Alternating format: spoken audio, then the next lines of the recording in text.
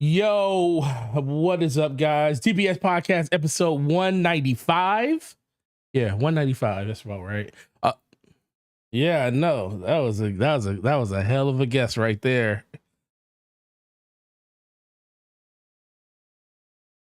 Oh,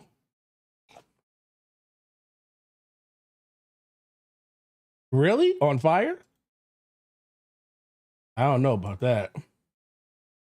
That's asking for too much. What you think, Slow-Mo? You know what's asking for too much? What's asking for too much? Allowing the game to survive for longer than 2 weeks. Another one bites the dust. Ramon says they can't hear me. They can definitely hear you. Because you just unmuted me, that's why. Well, I unmuted you 10 seconds ago after I said my whole spiel. And then I realized that you were still muted, and I was like, let me hit this button. I guess I didn't hit it. I guess I didn't hit it fast enough. But yeah, episode 195 DPS podcast. Gonna be a great one. Talking about Black Ops 6 beta, talking about those Astro Bot reviews being amazing. More game skipping Xbox, but maybe not for the reasons you think they're skipping Xbox. And we're gonna talk about Concord, and the last time we're gonna talk about Concord, and we'll also talk about some other stuff because there was some other stuff that kind of popped up throughout the week that were smaller things, not really made, but we're gonna still talk about those stuff. But I want to talk to the man, the myth, the legend, the man of many slaps, the man that keeps the world on rotation. Slow-Mo backslide. What's up with you, bro? What? You keep the world on rotation. How do I do that? Really? I mean, listen, man. I mean, listen. I just blessed you, so you got to figure out how to go with it. Well, yeah, that's definitely. I don't know what to say about that. If y'all relying on me, say your prayers. Say your prayers. Oh man, we out of here. We out of here, bro. We out of here, bro. On the first if we relying on Slow-Mo to keep if we relying on Slow-Mo to keep the Earth moving around its lunar axis around the moon and the sun, it's a wrap. Big time. Yeah, just a bunch of ones and zeros though, Slow-Mo. Remember that. Okay, that's all it is. A bunch of ones and zeros. Okay. I've been good, man. Played a lot of Black Ops 6. Had a good time with that. I've been playing a lot the First Descendant. I finally completed my bunny build. I'm contemplating whether I want to make a build video about it. I think I will. So I might be working on that tonight or tomorrow. But playing that, I played a little Star Wars Outlaws, so I could definitely talk about that.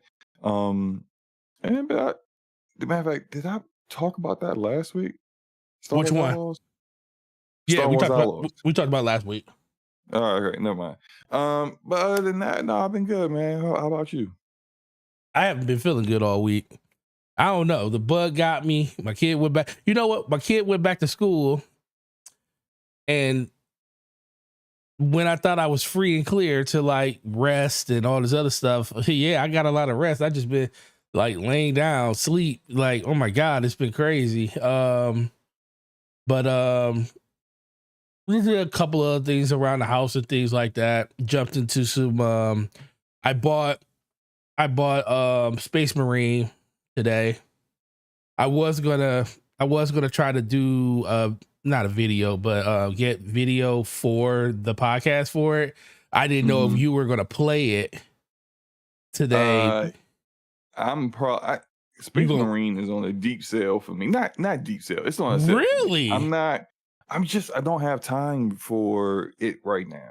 There's just so much to play, and I'm not trying to buy anything else. And I'm definitely playing Astro Bot tomorrow. So it's just I'm like I barely touched Star Wars Outlaws.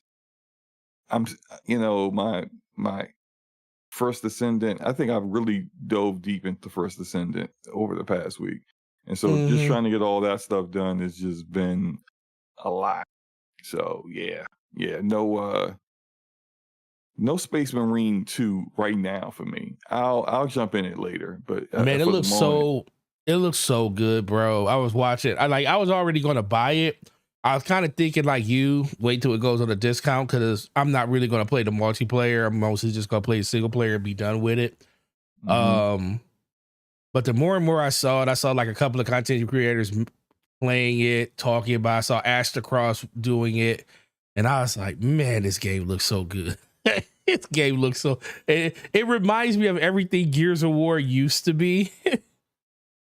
So, I'm definitely looking forward to it. So I just went ahead and picked up the gold edition so I can do it today. And I was gonna play before the show. Excuse me, play before the show to get some video, but I was like, you know what, we'll save it for next week because I didn't know if you were gonna play it. And I knew you didn't probably play it yet, so we'll just talk about that when you finally do get around to it.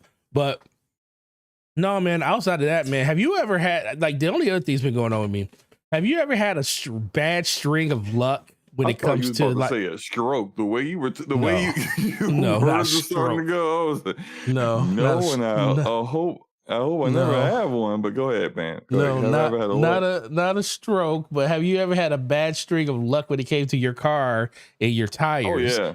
Where it feels like every month you get a nail in a tire, and it's like it's so Not so aggravating. much not so much my tires, but I've had issues with my windshield. And so when I used to drive into work every day, I used to have my commute and with the DC traffic and all that stuff was like a good hour and a half one way, hour and a half back. And going on over the highway, like on the beltway, I would I would constantly have issues with like trucks and stuff, or with like rocks flying up and hitting my windshield. And so one day, rock hit my windshield. I'm like, crap. Mm-hmm. All right. So I call Safe Light. They come out a couple days later. They even did it while I was at work because they're mobile, so they can just come to you. Right in the They parking Wow, lot. yeah, right in the parking lot. They replaced my windshield. I'm like, bet, thank you. Literally the next day, bro, I'm driving to work. Another rock cracks the brand new windshield I just got. I'm just like, I was so mad. I said, I ain't replacing it. I'm like, I'm not replacing it until I need to. And Until I it gets went bad with enough that. for you to Yeah, replace it.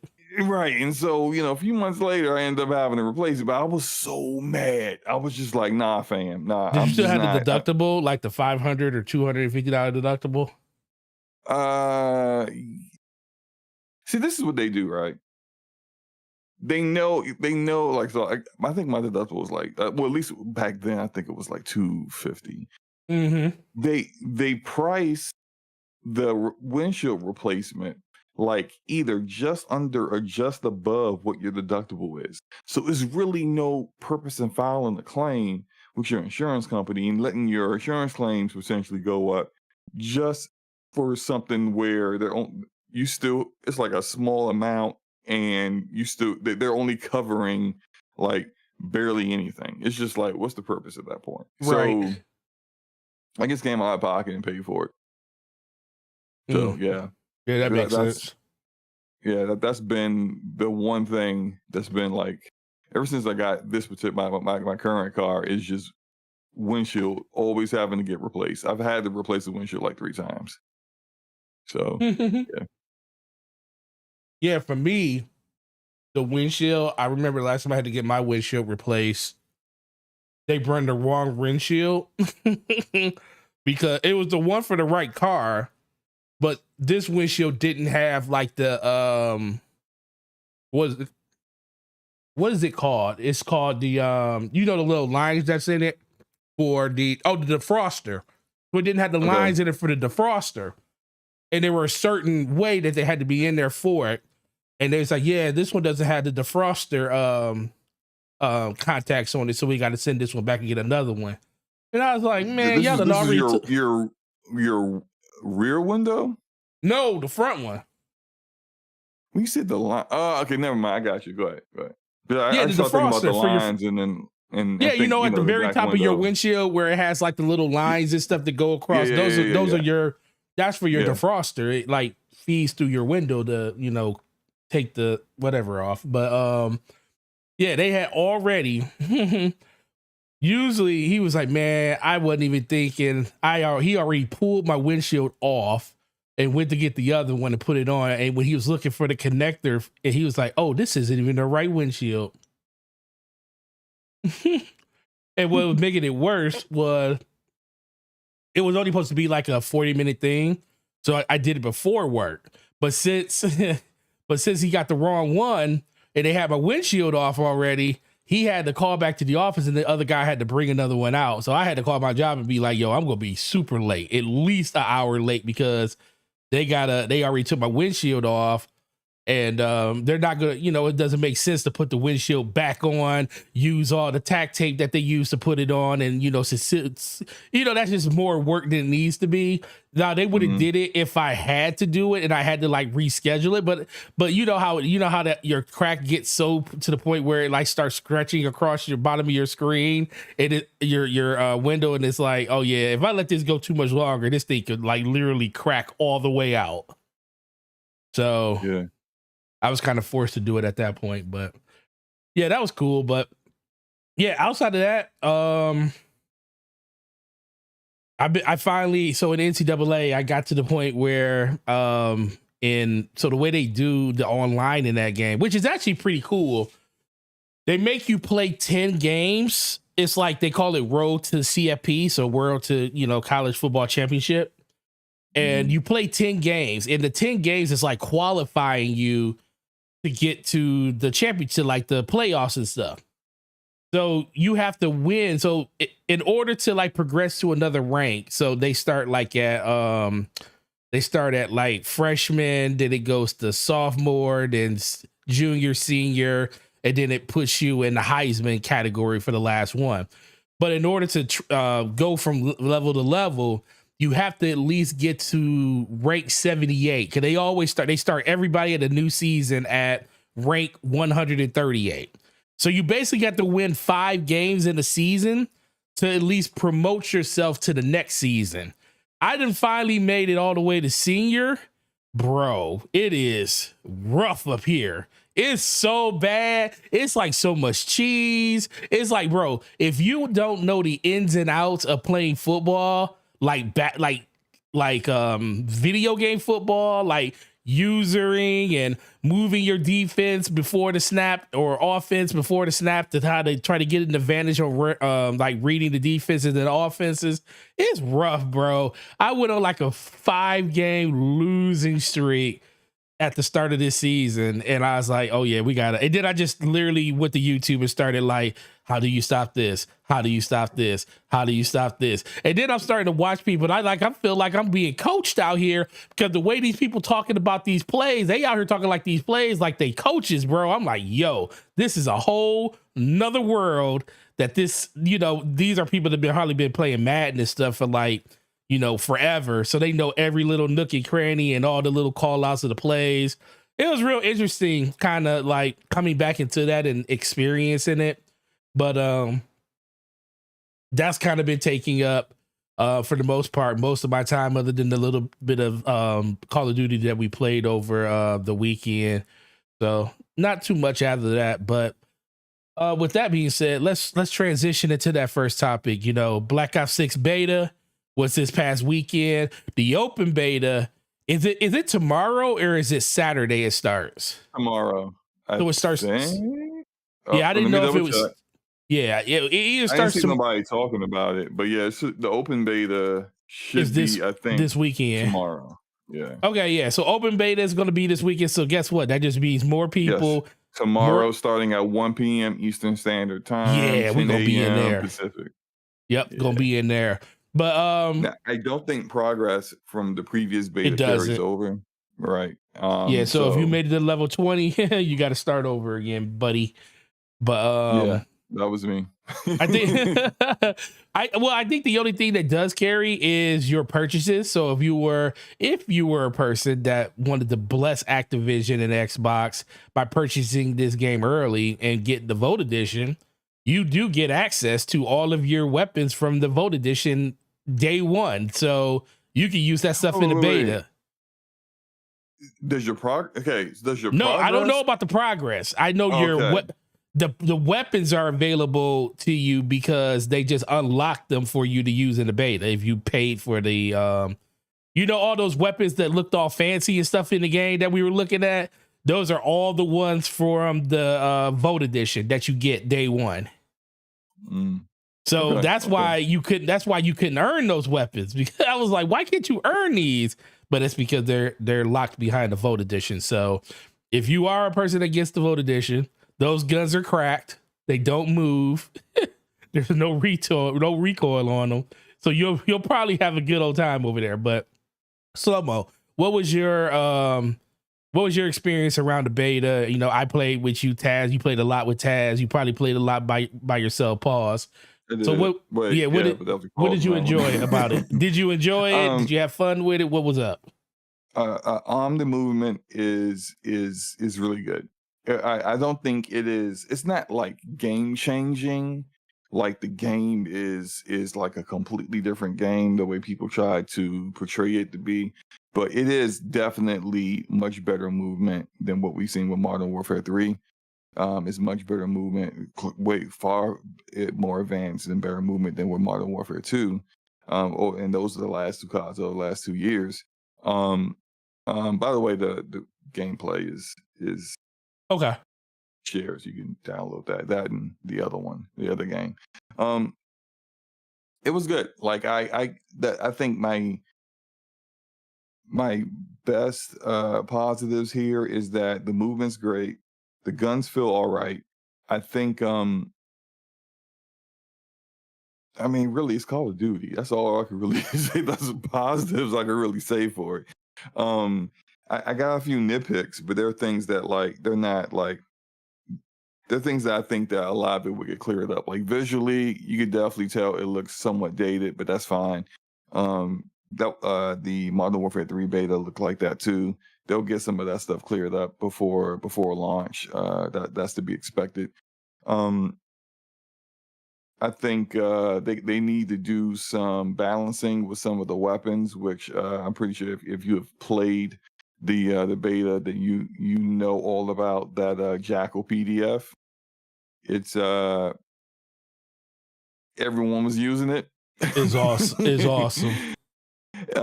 It's a bit. I think the damage range on it needs to be lowered. It's a bit crazy with that. They need to nerf that a little bit to kind of bring it in line with everything else. I like the XM4. XM4 was pretty good to play with. And the AK actually wasn't bad either. Once you kind of like get some more of the attachments to kind of deal with that ridiculous recoil, it wasn't bad. I think the weapons are fine. They just need to be balanced a little bit.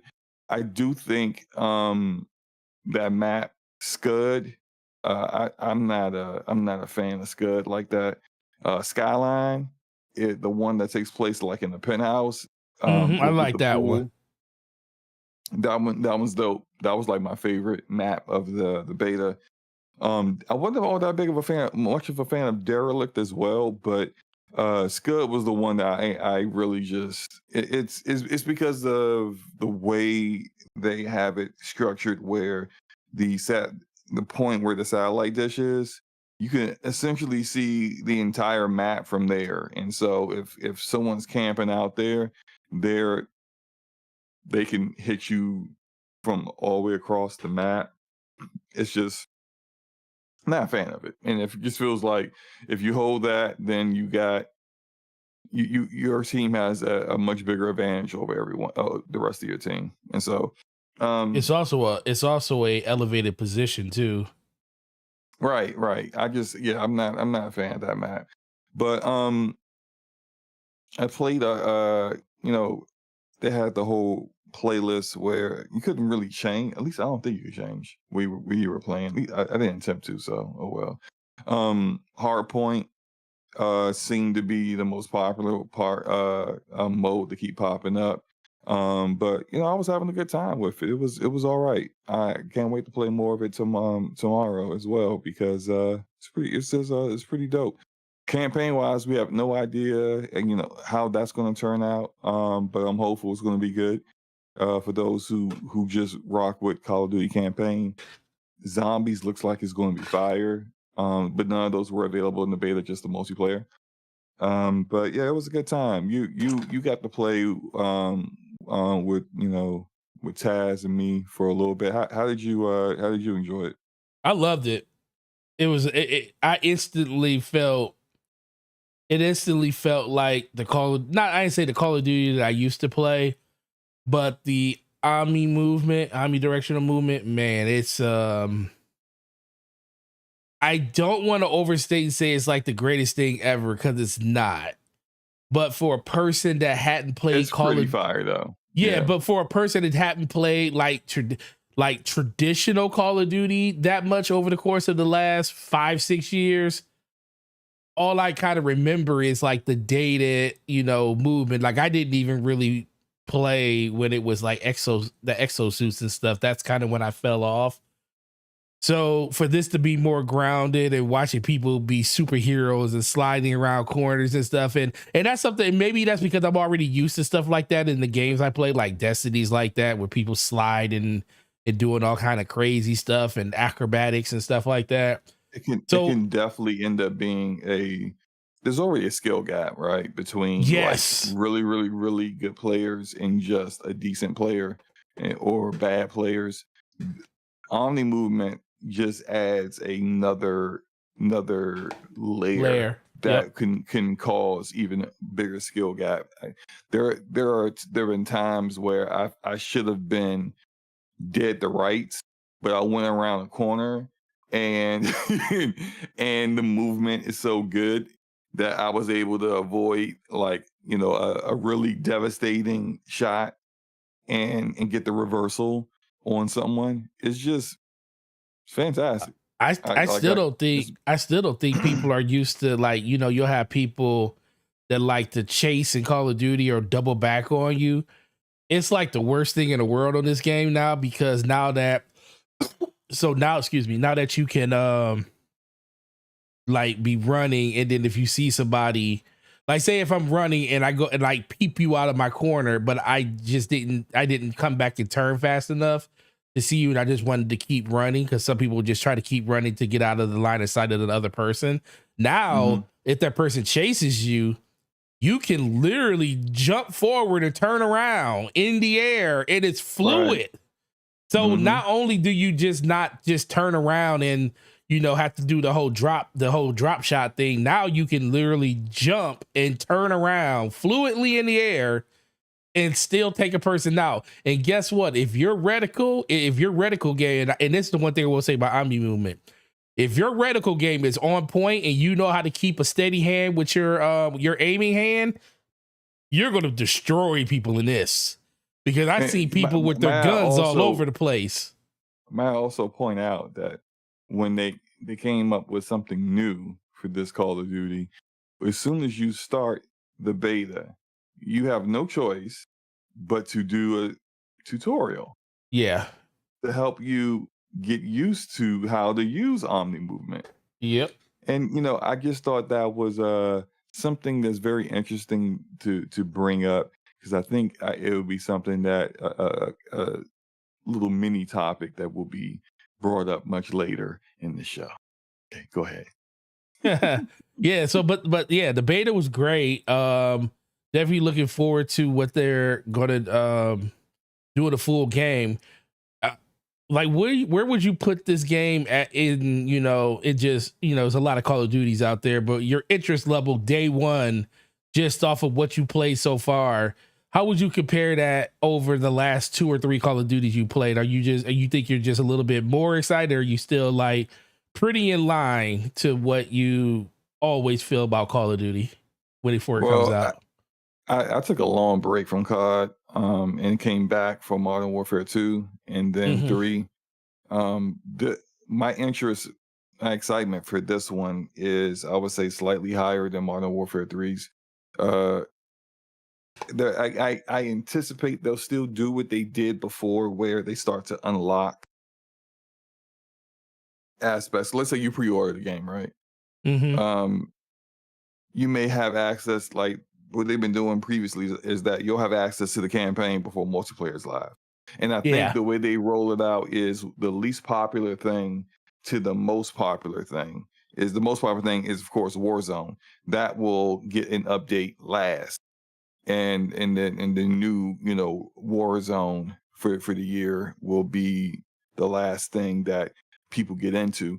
But everything that you do, as far as, say, if you do the campaign, as you're unlocking chapters, you'll be able to unlock new skins to use in Warzone and multiplayer, new weapons, those kind of things. Like, they give people who aren't quite always interested in those modes the incentive to do them, which is smart on their part. And then they kind of, because they know it's less popular, if they let you have access to everything at launch, the people who play the things that they want to play the most. If you're into zombies, if you're into multiplayer like myself, if you're into Warzone like 2/3 of the community, you're just going to play that thing.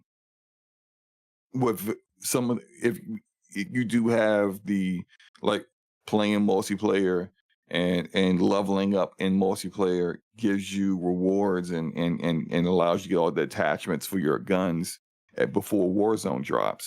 So, like, those are the things that like people do now. And so I think I'm far more interested in trying all those things, because even then, like, I last year, like, I did the last 2 years actually, I did the campaign. Modern Warfare 2's campaign was good. Modern Warfare 3's campaign was not good.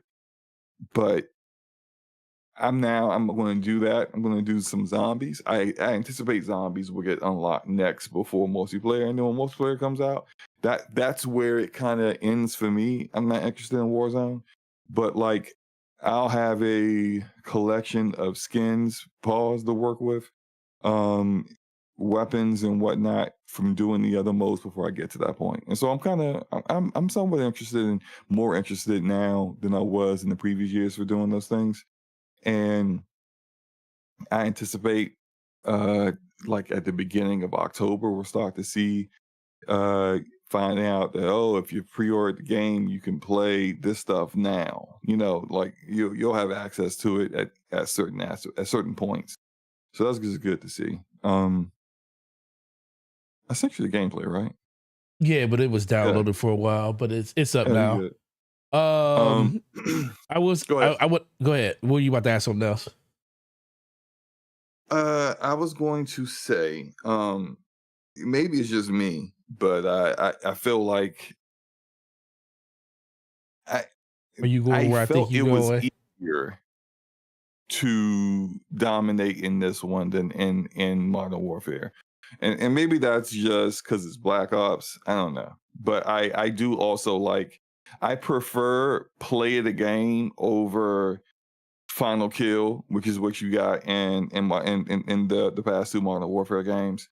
I prefer seeing, like, the top three players, get highlighted and being able to emote there. I think the post match screen gives you far more data on how the match went than in previous Call of Duties. They even There's tracked a lot. the map now. Yeah, and I prefer how they've been doing that more than in previous games. So a lot of those things have me excited about that. Have you But have you got you a play of the game yet? You came every time I yeah, played with you came in second place all the time. right. Yeah, I got one, and I've been having the issues with, and, here come the guys. Oh, PC problem. But no, like, I had an issue.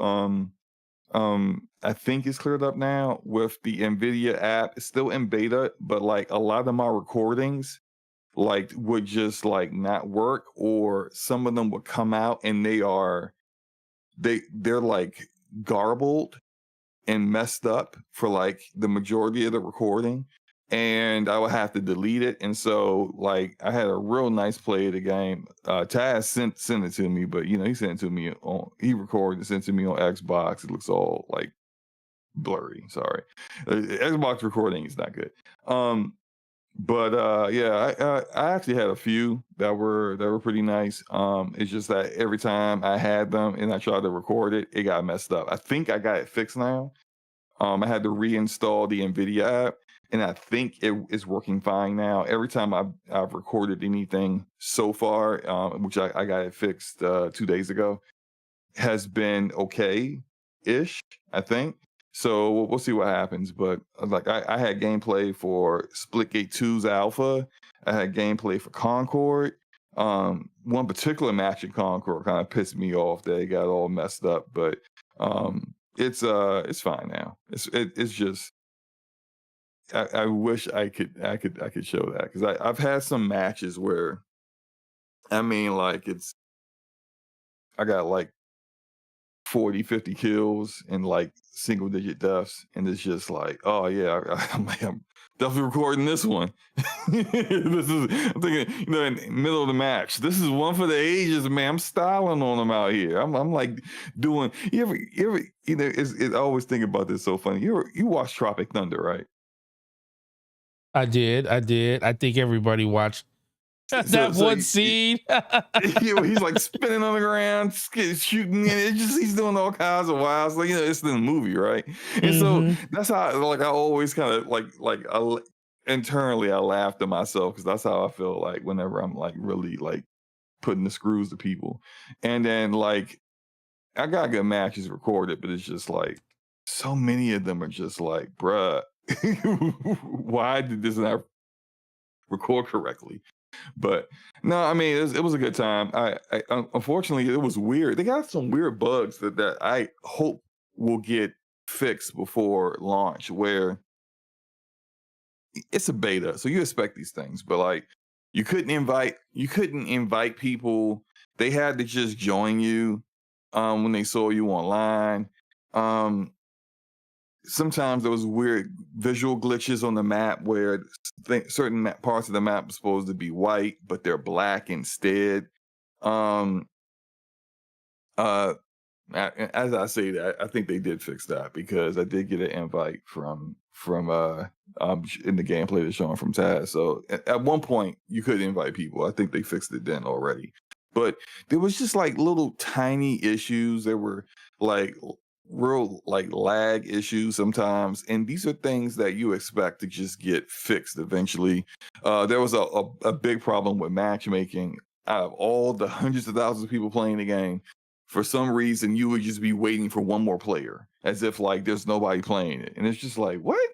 And I think that kind of highlights overall that matchmaking and how matchmaking works really is less about how many people are playing the game, and more about like how the developers implemented it in the game, and how their algorithm works, and making sure to get players of close enough ping, and then you add in SBMM and all that other stuff, like how that works, because clearly there are other games that are already dead and launched and weren't even available a month ago, that were able for people were like, hey, I'm getting into matches super, super fast. But the game's dead. So it doesn't really matter, But anyway, like it was a bug or something. They got it fixed, but it's just those things were frustrating. Go ahead. So I get the last question I want to ask you about Black Ops, and this is, trust me, we're in the console war, even though the war is over. The war is over, guys. It's definitely over. The war is over. But Call of Duty, this is the official first, well, it's the second Call of Duty, but I really don't count Modern Warfare 3, even though it was like they purchased them right as the game was coming out. Oh, you mean the second one that Microsoft owns? Yeah, this is the second one they own, but this is like the first one where it's like they had their hands on it for an entire year. But it was in development before. Yeah, it was in development like that whole time. But yeah, all these Call of Duties are normally like their development time period is like 3 years. Yeah, 2 to 3 years. That's why they have so many studios working on them. Right. They got like a total, I think, like 9. I think 8 Actually, now. It might be 8 now. Yeah, because they don't Toys have from Bob is gone. Yeah. So the question I want to ask you is, so we've been seeing, especially on Twitter, a lot of people just downplaying like the way they don't like the way the game play. Typical Call of Duty stuff. As you know, as we all know, Mm-hmm. people always say, "Yeah, I don't like this" or "I don't like that," but then come out and still support the game in the first place. Mm-hmm. Where do you think we are with that when it comes to Xbox being in ownership of it and not being third party? And do you actually think that it may be something that people actually might skip Call of Duty if they feel that way this time around, due to the fact that maybe it's not a third party thing and it's owned by Xbox now? Well, I think a lot of people have already done that. Not a lot of people. I think there are people within this community that have their allegiances on things that have already done that and been doing that. They will skip it, even though they used to be all into it before. But in the grand scheme of things, that none of that stuff really matters. Like, this is one of the biggest games in the world. What people do in this community won't affect any of the percentages. Like, you're talking like, oh, if a significant number of people within the gaming community that we know of decide I'm not playing Call of Duty this year for X reason, that's like 0.00001% of the people that are going to play the game, or that's not really affecting anything. So it's not that big a deal as far as I'm concerned. Um, Play the game, don't play the game.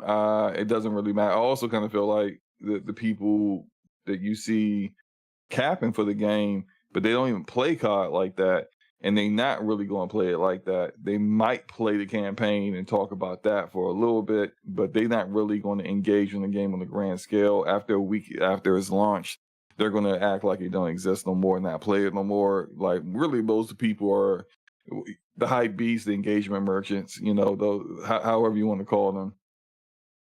They don't really matter in the grand scheme of things either. And that's not saying that it won't do numbers on Game Pass. I think it'll do some really good numbers on Game Pass. I don't think it will equal massive subscriber increases though, because I think just getting the base game in Game Pass is great, but for the people who are always into Call of Duty, I think a lot of these people will get like the Vault Edition. A lot of these people are getting the Battle Pass, they're buying the skins and stuff like that. They that's just and also that's just on Xbox and PC. On Xbox, that's like, I think the numbers were that the Xbox community was like 7% of the total sales on average, from what Bobby Kotick has showed in the FTC hearing.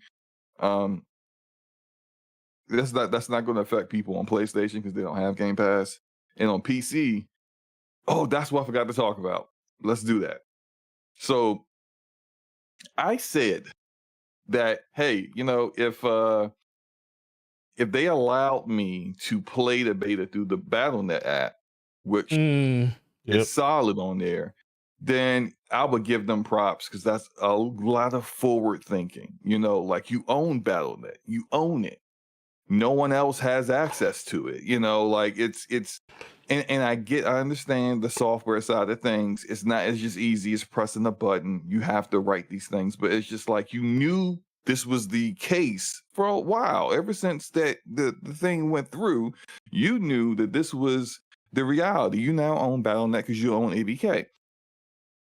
It makes sense to have some integration there, the same way like with Diablo 4.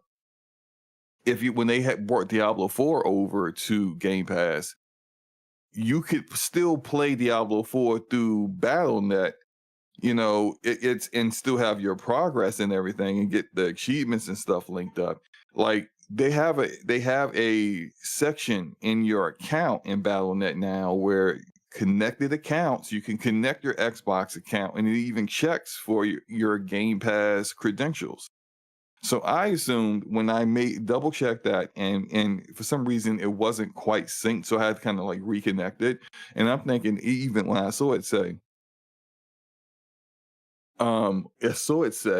that Game Pass like credentials checked or something like that, and I said, bet. All right, so I should be able to play this through the BattleNet. Wrong. Could not play it through BattleNet. So I said, all right, I gotta install Call of Duty HQ with the Xbox app, which is terrible, as we all know. And that was a little bit frustrating because I mean it's I got the game double installed. I got it installed on Call of Duty HQ, that is on BattleNet and on the Xbox app. But I only have the beta through the Xbox app. Randomly, it would crash. And when it crashed all the Xbox services. So when I was playing with Taz and his friend, and his friend doesn't have access to my Discord, so we're not on Discord like we normally are. Taz always plays on Xbox, I play on PC. We just jump on Discord because the game bar is not great. Xbox game bar is on PC. You would think it would be better by now. Right. They've been talking about making stuff better for years. I just gave up like with those thoughts. But the game bar is not good. But so we're using the game bar because she's not in the Discord, Taz's friend. And the entire time, like every time the game would crash, Xbox game bar would crash, all Xbox services on my PC would crash. I would have to go into Task Manager and kill any executable for that and then start over. And that happened like 3 or 4 times. In the gameplay that's showing that night, that happened like 3 or 4 times. It was really annoying. Those issues shouldn't be like I understand it's a beta, right? But I think we're all not naive to think that by the time this game launches, they'll have that figured out. I don't think they will. And I really kind of feel like they never even thought about, well, we own BattleNet. Why don't we just allow for the games that run better over there? That if someone has Game Pass Ultimate, then they just get access to that game on BattleNet that we own. That's another app that's better than our Xbox app. Just please, like for the sake of the actual gamers that are playing your game, to do that. And so like it's really to the point because I don't really want to play. I don't want to have dual Call of Duty HQs because maybe might want to go back to Modern Warfare 3 at some point. Maybe you want hard drive space. Yeah. By the way, Forte, Black Ops 3 is in the title, and is Black Ops 6. Where'd I put Black Ops 3 in the title? Really? Do you see the title? Oh, I did. Yeah. Oh, yeah. In the topics is Black Ops 6. Yeah. You gotta fix the title. That's all. So I just these are the things that like we said it before, and I don't want to be a broken record, but it's like when you are too late. True. When you're pushing into all these different platforms and you're saying, hey, we want to reach all these gamers everywhere.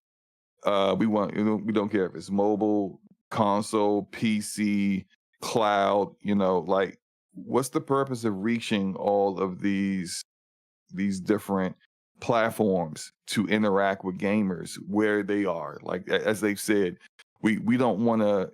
We're not trying to get people to come to us for our games. We want to come to you.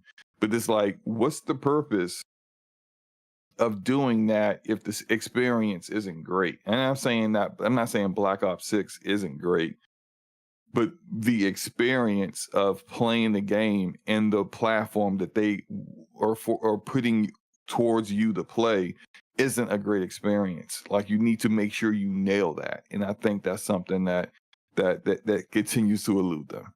But the funny thing is, I remember when they first purchased, when the acquisition went through, even before the acquisition, I said one of the number one things they need to do is just move. I understand it's Windows and it's their store and it's the Xbox store, but the first thing I said is, bro, you own BattleNet now.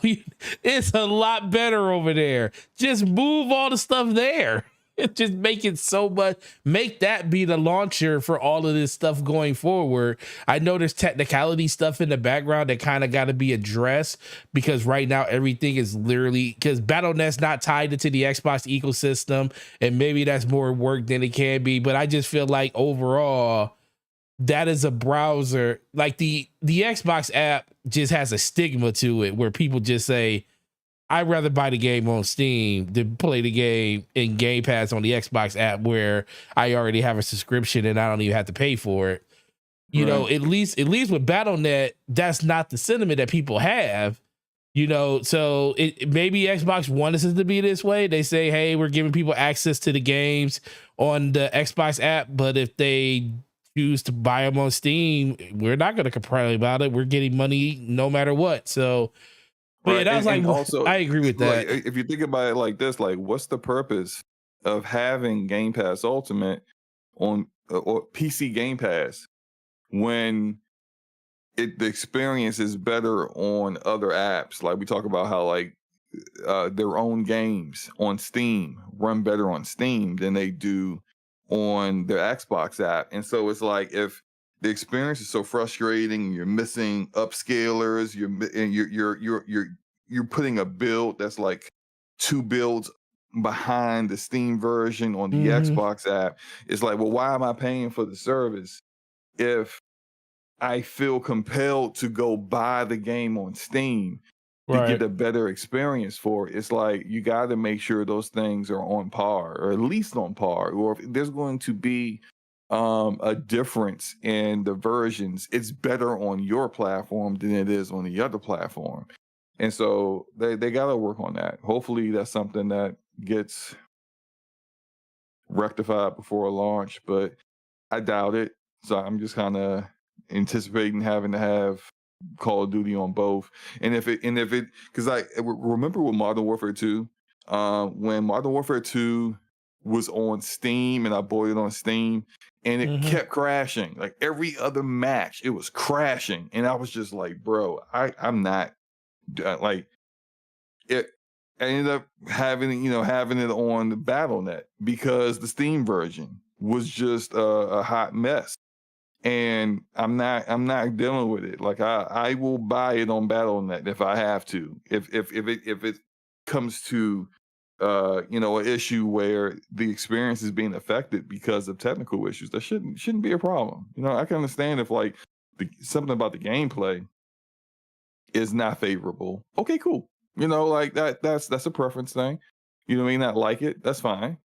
But when it comes to like technical issues, like these things got to get rectified. And again, I understand it's a beta, but I kind of feel the app issue is a little different than the beta, because these are things that not just Black Ops, not just Call of Duty, but consistently, not just their games or any other games in Game Pass, but it's a common issue that they have that they gotta get it sorted.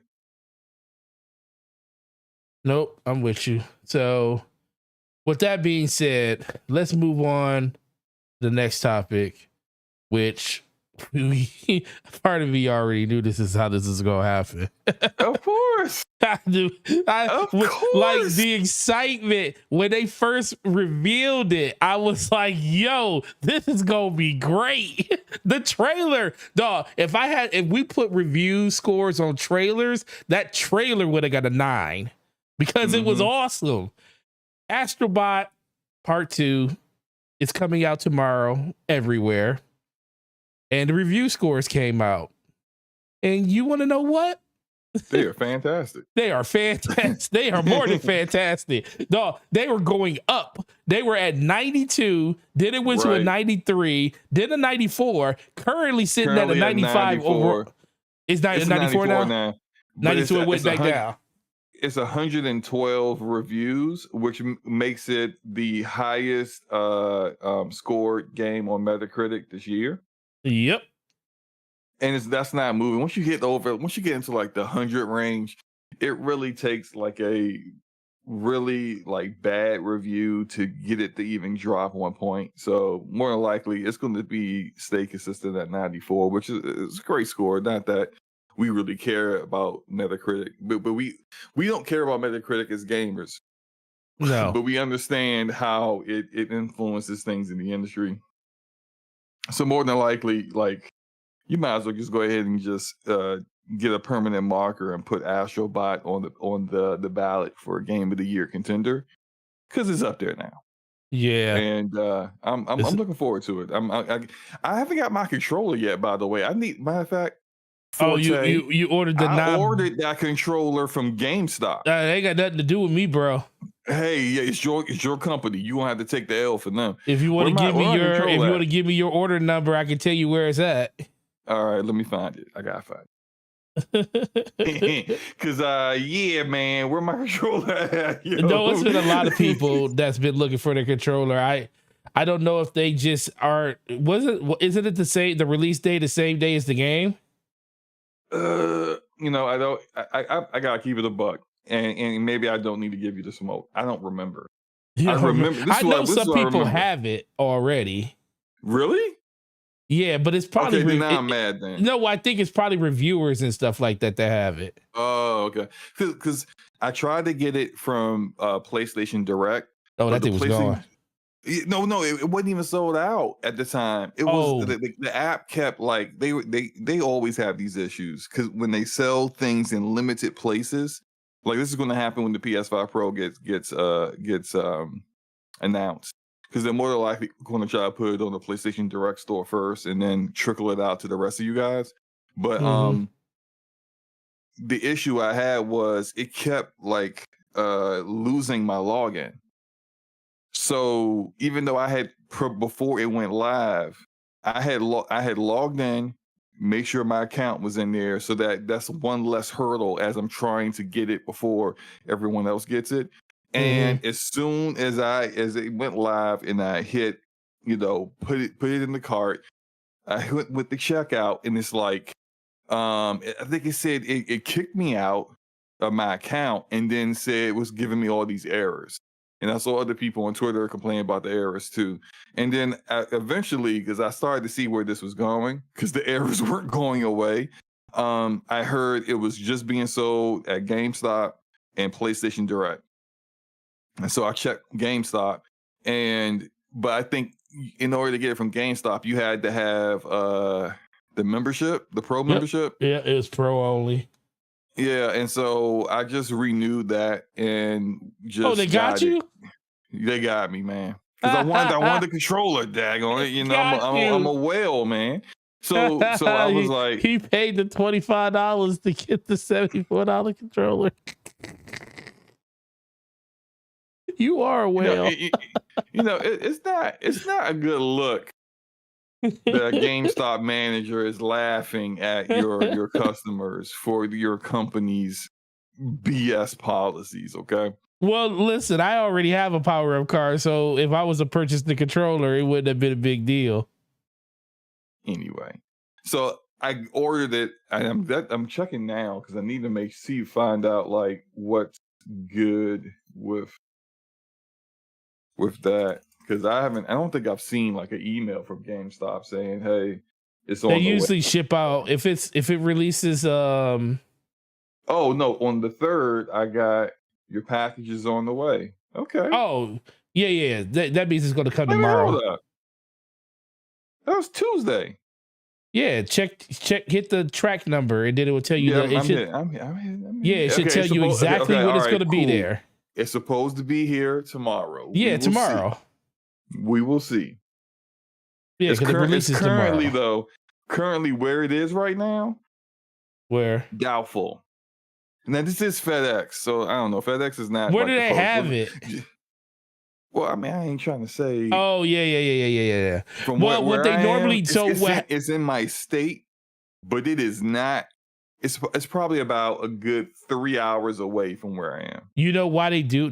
So this is what they do. If as of 30 minutes ago, Yeah. it was scanned 3 hours from where I am. Yeah. So what they do They better be is moving that thing overnight, is what I'm no, saying. yeah. They're gonna move it overnight. But what they do is they normally that thing has probably been sitting in your state for the last 2 days. Bruh, Because what they do is it's a send it to me.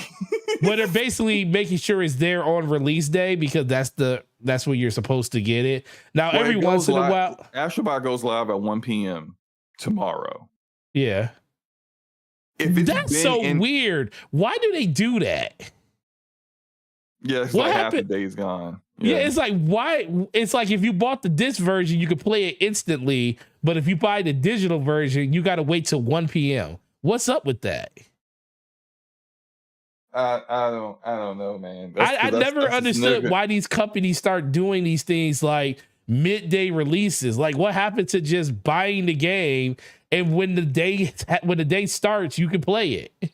Yeah, and just let that be a moving target for the rest of the other time zones. That once Yeah, they for the hit, rest of the time zones, right? once it switches over to that day, you now have access. So not everyone is getting it all at one time, which is the reason why people change their time zones to play games sooner. You know, stuff like that. But I Exactly. prefer that over what they're doing right now with it. That said, I don't anticipate getting this by 1 p.m. No, you're going to get it after. Yeah. When does your FedEx normally deliver? FedEx is, I don't get FedEx often. It's either US USPS or it's like UPS, or but Amazon. whenever it is FedEx, at least with FedEx, I mean, maybe it's just me that it's a little bit more reliable and the BS not happening with FedEx than compared to UPS. That's just my experience. UPS will leave your stuff on the they'll leave your stuff out there, bro. UPS will throw your package at your door. At the door. They'll be like, well, listen. like it's a football. They're gonna be like, yo, listen, I've been dealing with your packages all day. I'm tired of looking at it. I didn't even want to walk up to your maze of a driveway to put it on your porch. Yeah, they throw it from the sidewalk. You know what I'm saying? Like they just got cut from the Minnesota Vikings, and they just like, I was a quarterback. Let me just get a perfect spiral on this box and hit your front door with it. Like it's just like they don't care, man. Let me ask you this: you got the controller. Would you? Are you ever going to? Is that going to be more a showpiece, or are you actually going to use it? I'm actually going to use it. All right, I got the Spider-Man controller that's pretty fire. That's my main controller. No, that Spider-Man controller is fire, bro. I love that controller. I got too many dual senses because like when I bought my, shout out to Lowe's, when I got my PS5 from Lowe's when it was hard to find one, I had to buy the bundle with Miles Morales. Miles Morales, yeah. I wanted it anyway, so it was fine. But then what I didn't want was two controllers. And so they gave me, I had to get a bundle with two dual senses. Yeah, no, it was an extra dual sense with the one that came with the system. So I got two dual. So I got those two controllers. And I still have them. And then I also have I got a purple controller. And then I also got I got the Spider-Man one. So now this Astro one is going to make it 5 DualSense. I don't need any more DualSense until they come out with another one that you like. So no. Because look, you didn't know you wanted this Astro Bot one until they showed it to you. True Service got that Kohl's cash, yo. That Kohl's cash. Let's go. Do you remember? I said Lowe's. Good grief! Ain't nobody getting a daggone PlayStation from Lowe's. Lowe's is a hardware store. I just kind of let you live with that one. I knew when you said Lowe's cash, I knew what you meant. You imagine going to Lowe's? You get a filter for your air conditioner, and you pick up a PlayStation at the same time. You pick up a place at the same time. I need a water filter for my refrigerator. But bro, do you remember that situation that happened? That complete issue that happened with Kohl's? I bet Kohl's never sells systems again because of this. So if anyone recalls back in 2020, there was the shortages, and so there was a shortage on PlayStations, there was a shortage on Xboxes. It was hard to get them due to like pandemic stuff going on. The shortages with silicon. TSMC was backlogged with cars with smart chips, cell phones, and these GPUs and CPUs, as well as GPUs and the consoles. And so it was hard to get one. One night, as I'm still trying to find a PlayStation 5, Kohl's comes through. Out of nowhere, they decide they're gonna sell some PlayStation. And somebody messed up, like, I don't know if it was their website thought they had more supply than they really had, but like everywhere you would go to, any retailer, when GameStop would pop up, like it'll be gone in like seconds because the bots were taking them all. There were. And Best Buy was the same way. PlayStation Direct, no bots with PlayStation Direct because they had the whole system and you can only get one. But like everywhere you went, Walmart, Target, it was sold out in seconds. Kohl's, for some reason, 5 minutes after they went live with it, they still had supply. So I was like, I jumped on it. I was like, it's freaking Kohl's. I don't expect to get this, but I'm gonna try. I'm gonna try. I don't expect to get it, but let's see what happens. I got it. I got the confirmation number, and I was like, yeah, finally, I got this PlayStation 5. And then I started to see people go, oh no, like, why is this still live? Did Kohl's really have this much stock of PlayStation? No, they didn't. Plus, the way, if you ever like bought anything at Kohl's before, I think just off of like anything, you get like Kohl's cash for buying anything, right? Yeah, you do. I think that's how it works. Because the system was like $500, that's a lot of Kohl's cash. So I love so how funny you. now. It's a lot of Kohl's cash. I need my you got the Kohl's cash. You got the Kohl's cash immediately, right? You do get it immediately. I got the Kohl's cash. I was like, bet, all right, I'll go to Kohl's, buy some. I don't know. I don't like. I'm like some random stuff in there. Maybe I'll buy some Christmas gifts for some people. That's what I was thinking. As the days went by, Kohl's is like, yeah. So some mistakes were made. Almost none of y'all really got a PlayStation 5. We had been sold out. I was like, oh no. And I'm seeing people going, dang it, as they get the email saying that their order was canceled. And I was like, I'm just looking at my email like, please don't do it to me. Please don't do it to me. And as time goes on, and I'm even getting to the point where I'm like looking at the time I got the confirmation number, it was like 11:08. And it went live at like 11 p.m. I'm like, so I got mine 8 minutes in. If I see someone who shows their confirmation number and say they got canceled and it's prior to 11:08, I'm screwed. It's a wrap. But no one ever did. And so I actually, like, when I got I was so overjoyed when I actually saw the email saying your order is being shipped. I remember we were talking about that. You was like, yeah, my order shipped. but the wild thing is, as a apology to all the people that thought they were getting a PlayStation 5 with them, but they didn't get it, they let them keep the Kohl's cash. And if you think about that, I guarantee people got fired for that at Kohl's. That's a lot of Kohl's cash. Yo, that's a lot of money. When I looked at it, I was like, the amount of Kohl's cash I got, I was like, this is almost like $200 of like store. I just, buy whatever up to like $200 from this store.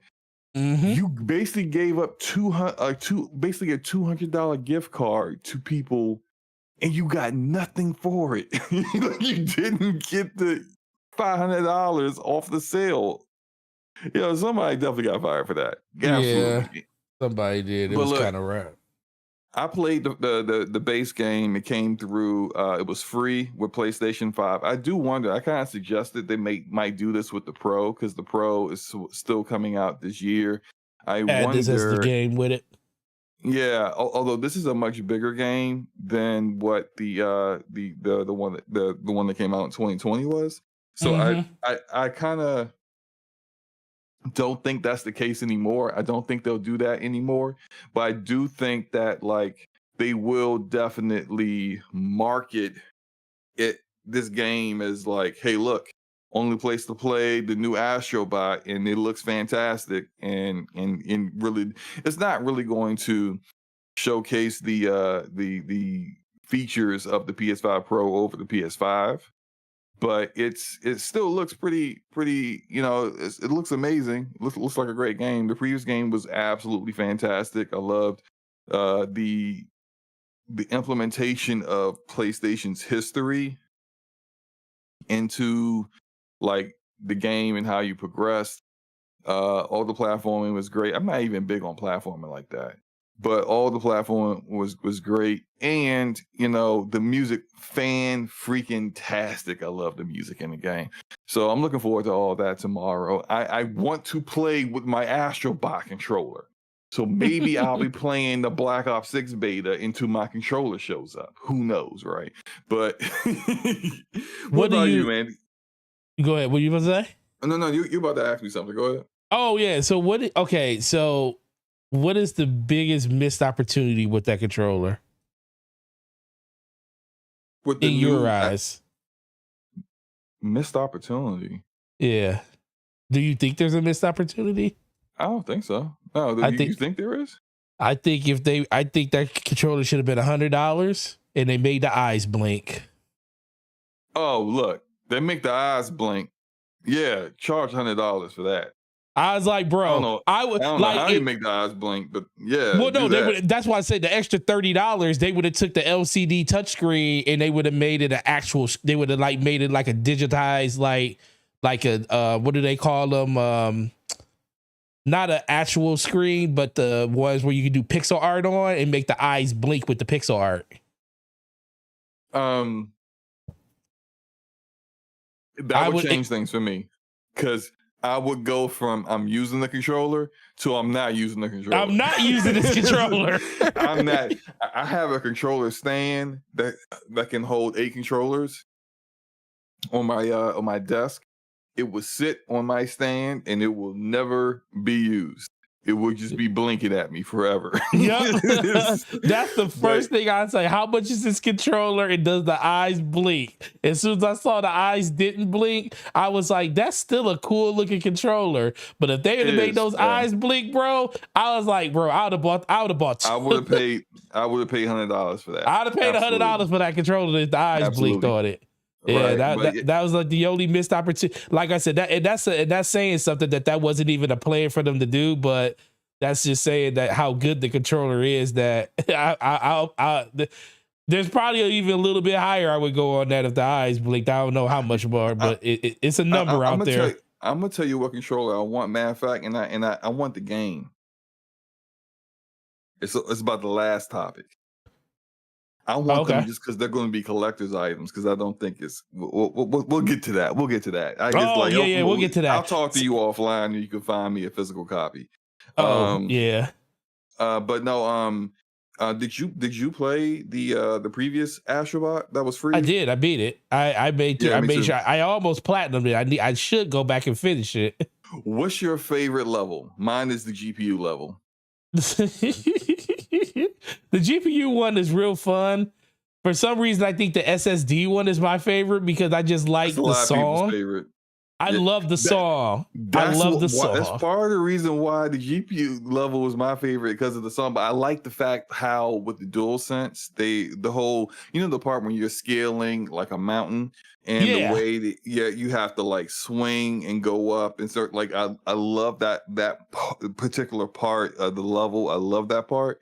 I think the SSD one was the one where you're flying, right? You're flying, you would stop at like certain islands, but you would be flying. Yeah, that one was cool too. Like that was such a good game. Man, that was a great game, bro.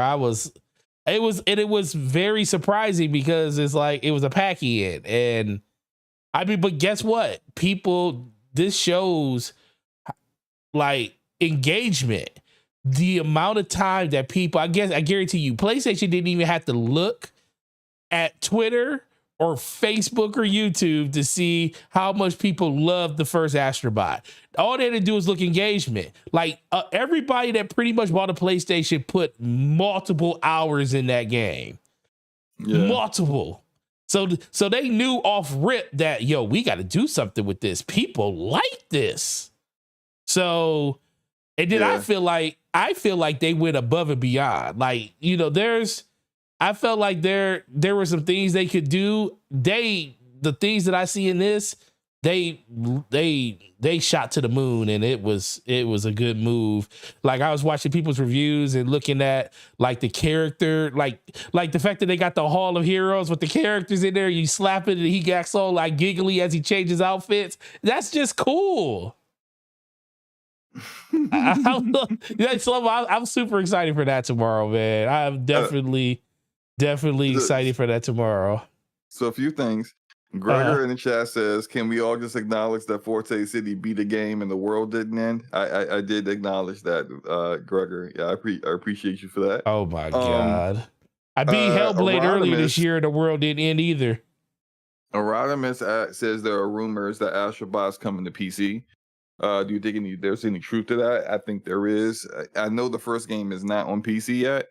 I don't know if that's because they never really had a monetary structure to the game because it was always free for anyone who bought the console. And so I don't know if that kind of caused them some issues, and that's why it's not on PC yet. I do suspect that likely due to the PC not having all the DualSense features readily available, and that's kind of what the first Astro Bot was. It was a really, really well done, like more than a demo, a game, but really just a game that featured the DualSense and its capabilities.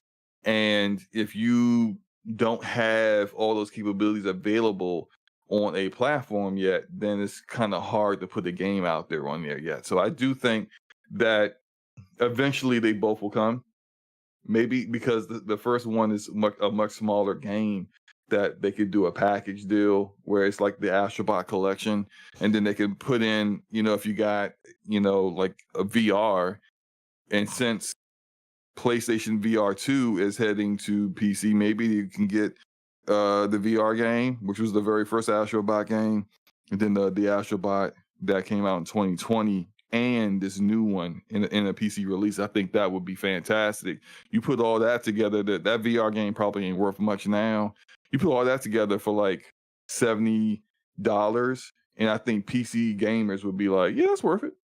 Yeah. Yeah, I'll buy that. So I do think, I think one of the developers may have said something to the effect of, if you guys want us to make a PC release, say something. Like usually, if it's not going to happen, they don't really even acknowledge that people want it on PC. If they're not really going to do it, like they even acknowledge that, there could be a PC version and people want a PC version.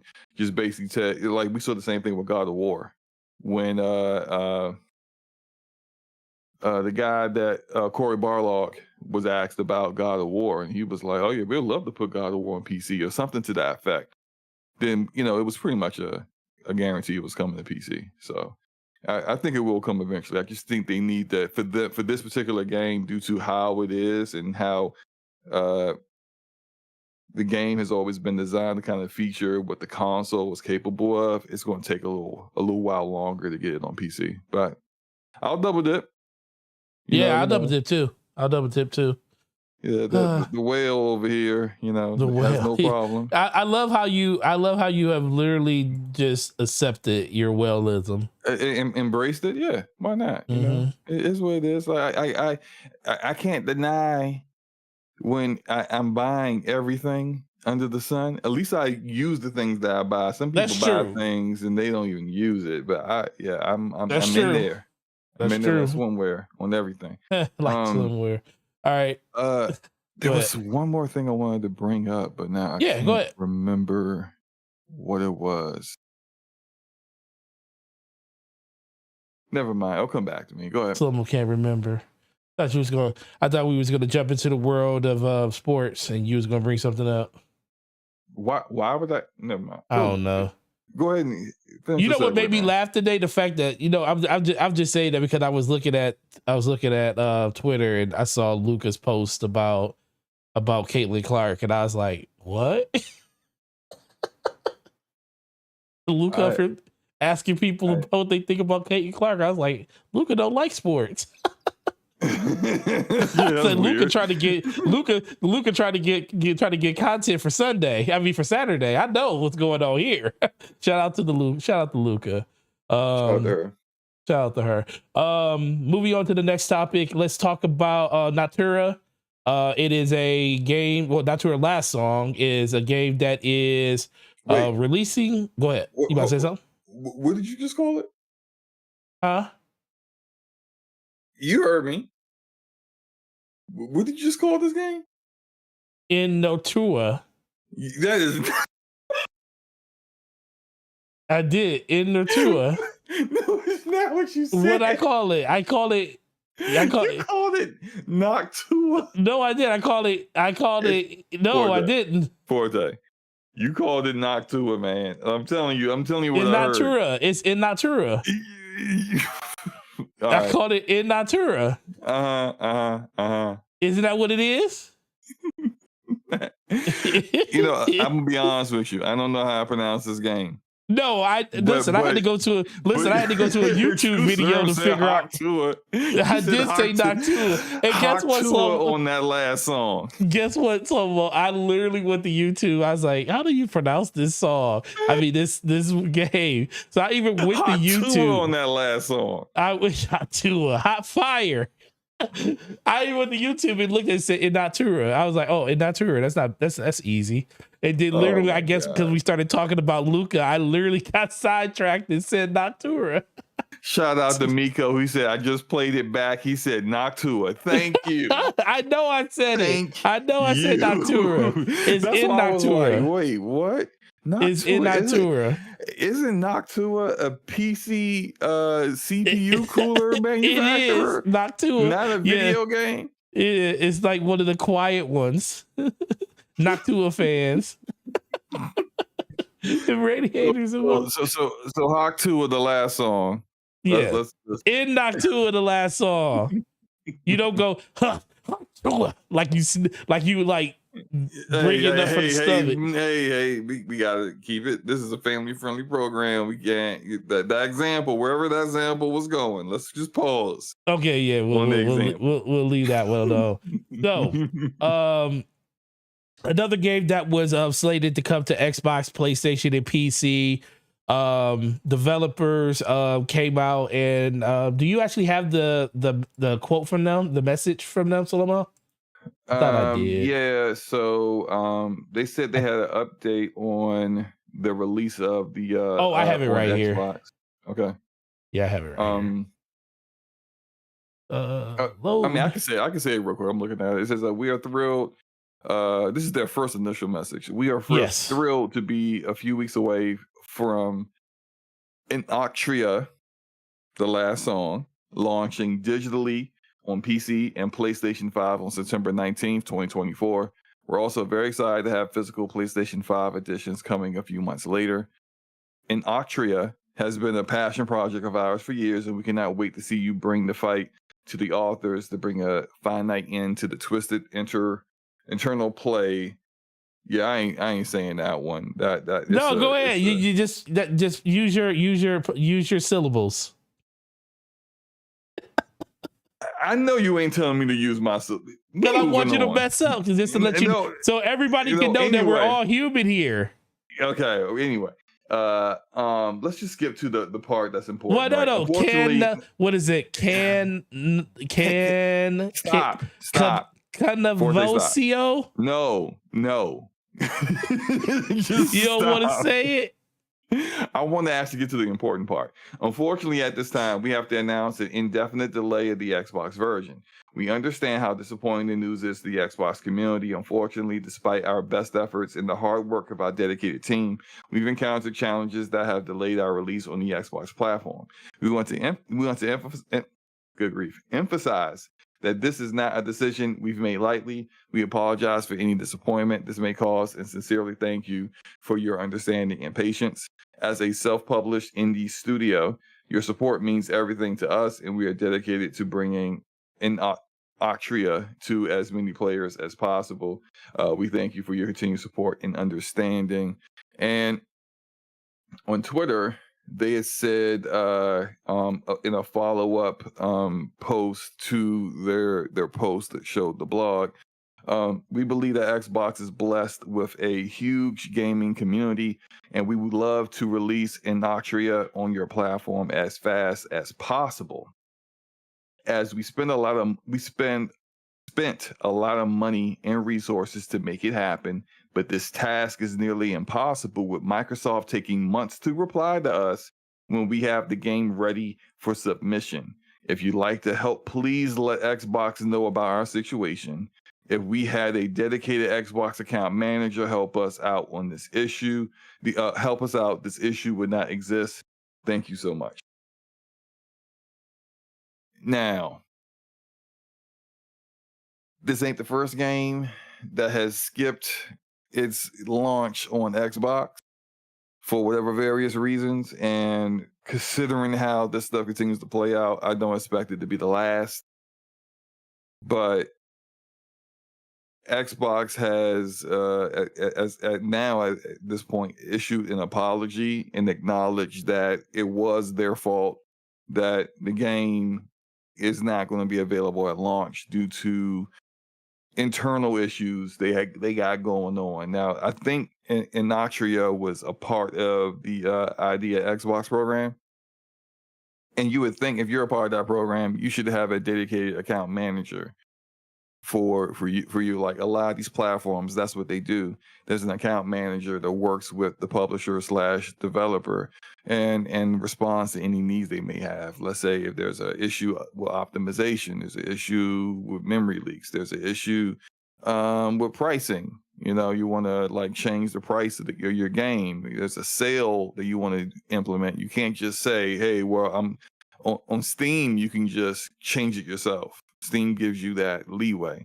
On consoles, both PlayStation, Nintendo, and Xbox don't allow that. You can't just change the price of your game on their store. So that's something that you got to talk to the actual platform and get it done. And PlayStation has seen some heat for those issues with indie developers when they said that, like, hey, we wanted to try to take advantage of like a Labor Day sale or something.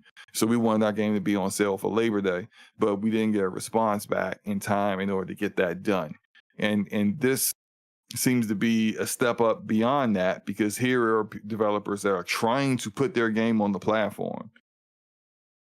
You know, in a time where you got developers openly just skipping or not finding the platform to be a priority, you got a developer that wants to put their game there, and like, would did their email get lost in spam or something? Like, what is happening where this game can't launch for, like, not because the game wasn't ready, but because of your own internal like structure issues. And these are things that just like they should not ever happen. That's embarrassing, Right? If for Xbox to be in this position where this game is going to skip the platform. And yeah, it's a little indie game, and I bet you if it was being published by Ubisoft or Bandai Namco, a big publisher, this would happen. If it was Grand Theft Auto, this would never happen. Maybe it did, because like, you know what? I can't say that, because Capcom, they're just now rectifying the issue with the MT Framework game engine with Capcom, and now finally the Marvel vs. Capcom collection It's going to the Xbox One, which is how it will be playable on the current Xbox consoles, but it's not going to be available at launch because this didn't get rectified until after it became a big issue. And I think the real problem here is that we should know about these things.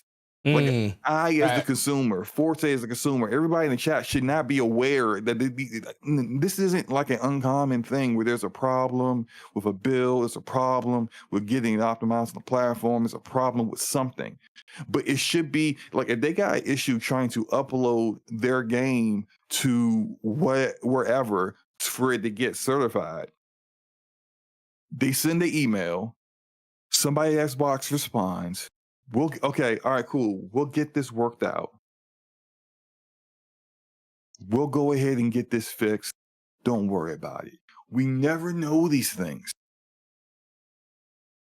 But the fact that like we are here and they have to go to the public, they had to go to social media to call out the issues in order for you to get it rectified. And yeah, now it is going to come to Xbox, and they have acknowledged it. And they, I think, let me go find the tweet for them because they, it looks like it's a maskless ones. Thanks to Xbox P3, aka Phil Spencer, and our amazing community, we're now in direct contact with the Xbox team. We're excited to work on bringing Ina-nura, the last song, to Xbox ASAP. Bro, why did Phil Spencer need to come? You know, we give a lot. You had to go all the way to the top of the totem pole to get an answer. We give a lot of smoke to Phil Spencer, but this isn't on him. This is on the people below him. Because it should not go up to it shouldn't have to get to the CEO to stop whatever he's doing, the other CEO level stuff that he's doing, to then go down the totem pole and go, what is happening here? What's the issue? Fix it. Like, why is it that the developer telling you there's a problem doesn't get to the right people to rectify the issue? Mr. Chat says, didn't Jess report that this game certification was delayed because of the new security requirement due to hacking? If that is the case, Erodimus, why is it when the developer pointed it out to them, this is a problem, it didn't get addressed until social media? Like that, the issue that it's a problem isn't the problem, because these things happen. I work in IT. I understand how it works. Things happen. Not everything is going to work seamlessly all the time. But what you can make sure that every single time there is a problem, you are agile and on top of it, and you're taking care of these issues for your clients who work with you. That's the one aspect of this whole thing that you can absolutely make sure it's never a mistake. And for them to need to go to social media so that the CEO of the company is aware of it, that's not acceptable. And it's indicative of a lot of the things that I hear behind the scenes about how Xbox works. That's the smoke. And in a way, that does kind of go on Phil's, because that's your organization. Like, you know, the complaints all go up to the top. And when you get the praise for when things are great, you got to take the blame when your team doesn't handle things correctly. And at this point, when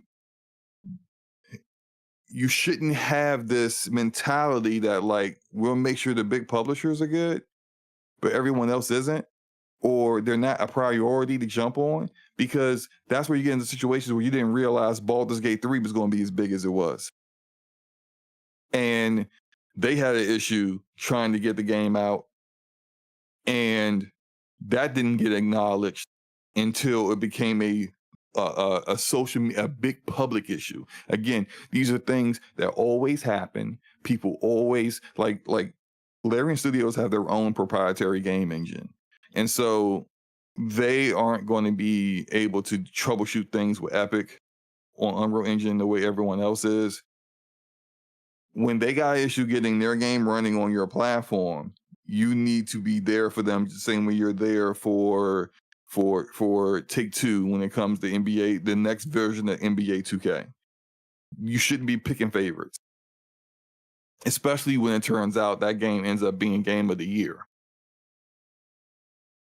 And that whatever's going on with Black Myth Wukong, like whether that turns out to be a technical issue, as Game Science says, or a some kind of timed exclusivity backdoor issue with Sony, regardless, there is this thing that there's games that continue to keep missing your platform with indefinite releases for Xbox. And in the grand scheme of things, if the roles were reversed, this wouldn't happen to PlayStation because they're a much bigger platform. And PlayStation, no studio is going to, if they're going to drop a game on console, they're not going to have it like an indefinite release on PlayStation. They're going to make sure that version is ready to go. And that's the unfortunate situation you're in when you're not the lead platform for a lot of these developers. But you can't be doing a self L like this. This is a L on your own part. You did this to yourself. You just gave PlayStation a timed exclusive on your own incompetence. But I'll go back to what I said from the very beginning. These kind of things keep happening, and I don't anticipate it ever changing. So, Forte, what are your thoughts on this, man? I'm gonna tell you, I talked to Attic yesterday about this. Well, not about this in particular.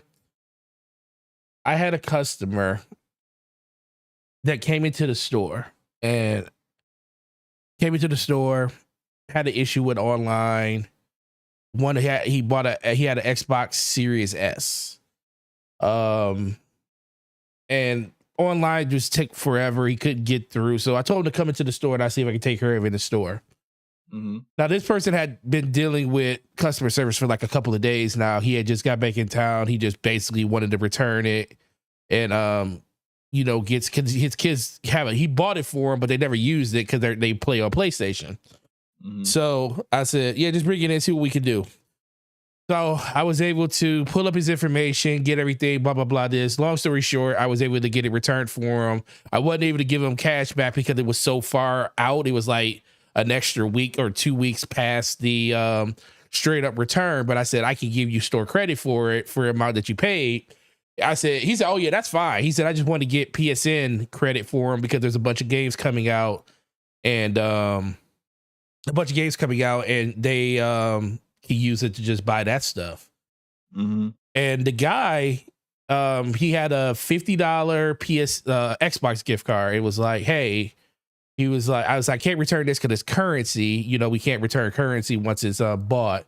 And he said, well, here, you can have it. You took care of me. I appreciate it, blah, blah, blah. I was like, oh, I said, are you sure? He's like, yeah, man, I'm not going to use it. We don't even have an Xbox in the house anymore. And plus, you did a solid by, getting this done for me. I was like, all right, cool. Thank you. And then I was talking to Attic yesterday and I told him that story. And I said, guess what? I still have that $50 gift card because I logged into the Xbox and I was thinking about buying Space Marines. And I was like, but I kind of want to play it on PC. And then I thought about it. I was like, dang, I have never been in a situation where I had money for a console and didn't know how to spend it. And the reason I didn't know how to spend it is because we're so conflicted about Xbox right now. It's like you look at the ecosystem, like it's great. I like the fact that they have all these games coming, but just the fact that they're telling people they don't need a console, the fact that games are skipping the platform, it's like this whirlwind of just unnecessary news that just keeps happening that kind of even pushes people that prefer that platform. Like I was telling him, I was like, bro, I had a PC that I could PC games since 2013 if I wanted to, like comfortably since 2013. I've always had a really high end PC because that's kind of what it is. If you have a really good editing PC, you kind of got a really good PC when it comes to gaming, as long as you got the graphics card. And but I always chose Xbox because I just enjoyed that ecosystem. I enjoyed playing games on that ecosystem with my friends. But we've gotten more and more away from that. Whereas most of the stuff that happens with Xbox now is a lot of negative to the things that they're not doing versus the things that they are doing. Or if a lot of stuff comes out that is good for them, give it 2 months. It's going to be a bunch of negative stuff in 2 months. And then it just kind of just recycle and repeats itself. So it's just a simple fact that when I sit here and I looked at that gift card and I said I couldn't spend it because I didn't know where to spend it on. I was like, oh, I could buy Fortnite stuff, but I can play Fortnite on PC. And then I just came to the realization, you said, you know what? I said, Call of Duty's coming. I'll use that to buy the Vote edition of Call of Duty so I get all the extra stuff. And then I'll just use it as currency to buy skins. I said, that's kind of what I'm going to do. But it's just a fact that it shouldn't be that hard to spend your money on a system that you already have. And that's what these publishers are seeing. Now, we're not going to say that this studio is saying that because they genuinely want to put it on Xbox, but Xbox is dragging their feet. Like you said, how many other studios is this happening to that aren't speaking up and saying that Xbox is not doing this? Because let's be for real, they took a huge risk in coming out and saying this because there is a thing being blackballed here and there. And if you come out and say that, one isn't doing this, they kind of can all rally together and kind of just blackball you all together. It's like, we're not going to tolerate stuff like that. But the fact that about people in this community exactly saying, oh, well, I'm not buying your game at all, even though it's going to be available on other platforms, just basically assigning the blame of it to the developer with zero knowledge or information whatsoever on the whys and the details. But they just, because of their own fanboyism, just immediately assigning the blame to a developer instead of Xbox, because they don't ever assign any blame to Xbox. And then once Xbox gets called out and admits their fault, it was no big deal. And it's just like, that's it. I agree with you. It's somewhat brave on their part to take on that, knowing that there were going to be people who were going to have that kind of reaction right off the break without even thinking for a second critically on the situation of what's happening. But the bigger issue is that for when you have your specific console is having an issue in selling, when you have potentially people that have multiple platforms, let's say they have a PC and they also have an Xbox, or they have a Nintendo Switch and Xbox, a PlayStation and an Xbox, you're really telling these people to not buy third-party games on your platform. And it's not like you're doing it explicitly. It is a very low-key kind of understanding to the consumer that why should I buy my games here? When consistently we're seeing games not being brought here, and some of it is due to your own negligence that it happens. But the common theme is games that people are looking for that are third party aren't coming here first. Black Myth Wukong just passed was it 18 million sales? 18 million sales, and not a single sale on Xbox. Not one.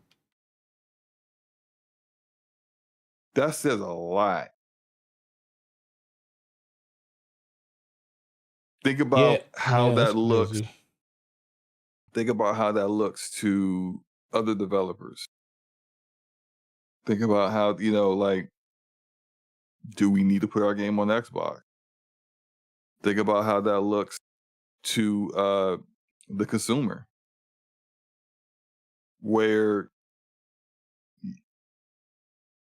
here's the big, and the second time in a row, the biggest game of the year shows up and it's still not coming to your play. Well, the second biggest. Hogwarts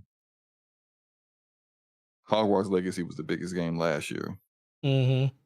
But it's not a good look. And you can't, it doesn't matter what the issue is. It doesn't matter that you got it fixed. You got it fixed too late because the game's not coming out there on your platform at launch. And the fact that it continues to keep happening, you can't change the perception that brings. If Black Myth Wukong is a timed exclusive deal somehow with Sony, for Sony helping them optimize the game or whatever, or sending, engineers to help them out with the game, the why doesn't matter. Right. What matters is it's just not there, and this isn't the only one. And this continues to keep happening. That's the biggest issue. Yeah, I mean, I just don't know. Like I said, we can't blame Phil Spencer for this, because there's so many people that this has to go through to even fathomably get close to him on this. It's just that what is everybody doing underneath him? It's like, don't you know that? I tell my people all the time at work. I was like, bro, all I need you to do is not make me look bad. That's it. And you don't do it. And the only way you can make me not look bad is by doing your job the way you're supposed to do it. Stay consistent in your job traits, treat people nice, be nice to customers, and we're fine.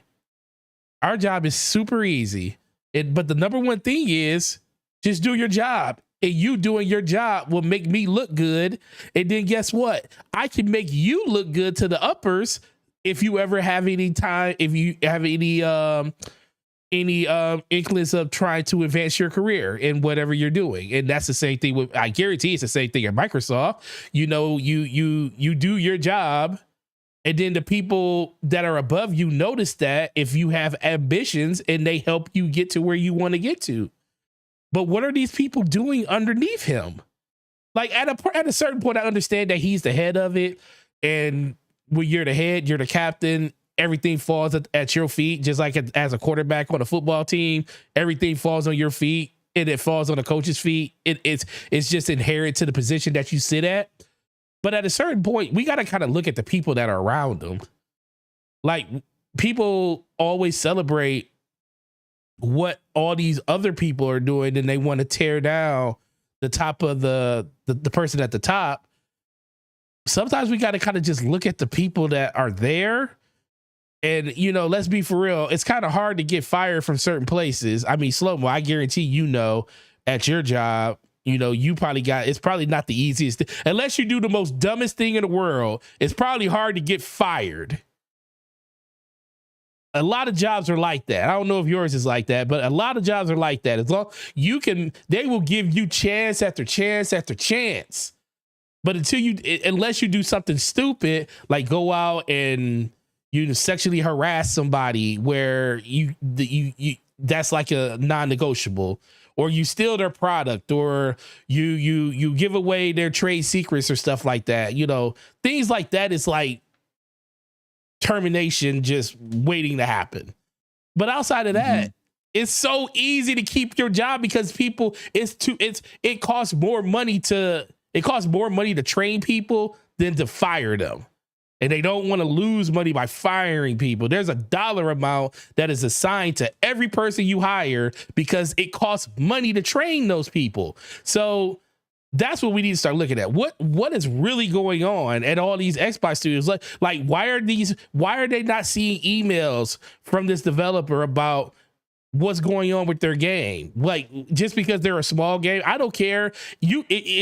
if you got 5 or 6 people that are in quality control dealing with ID at Xbox to answer those questions, maybe you got a person that's dedicated just to ID and Xbox, or maybe 1 or 2 people, because there's so many games that come through there on a consistent basis more than anywhere else. And then you have your AAA, your AA, your third party, your first party, your second party, you know, maybe your exclusive deals that you do on the back end, you know, Game Pass and everything. You have a person for all that. You know, but for some reason, it makes me feel like Xbox has 1, maybe 2, and that covers everybody. And if that's the case, that's part of the problem. Just like you're hiring people on contracts at 3, and I hate to bring it up because it just falls in line to just this 343 contract workers. Why do we got contract workers working at 343? I understand, but everyone I can understand having them for certain things. I can understand having them for many of them. And exactly. when it's impacting the development of the game, exactly, because you have so many contractors and they are in such really, really high roles where you would really most likely should be having a full-time actual employee there for some of these more senior roles, when they can only work 15 months with like a 6-month cooldown. That's problematic on a game that's going to take, you know, years to complete, and then you got to bring someone else in because you can't wait 6 months for them to come back and do their job. You got to bring someone else in to do the same job they were doing. The tech debt that you're taking with that, and with that, what I mean by that is the knowledge that person who is leaving with. Your replacement doesn't know the things that they know. They could be of the same skill set and have the same knowledge and skills and talent in what they do, what they provide to the role, but they don't know how Slipspace engine works. They don't know the ins and outs and the shortcuts with it. They don't know a lot of what the company culture is, and it takes some time getting up to speed. So you're meanwhile, this other person you're replacing them with is also a contract worker. So while they're wasting time of their 15 months getting up to speed, by the time they start getting the work in, they also need to get. It's just like this is, and it's a Microsoft thing where they implement that. Like, it's not an Xbox thing, it's a Microsoft thing when they implement that when it comes to contract workers.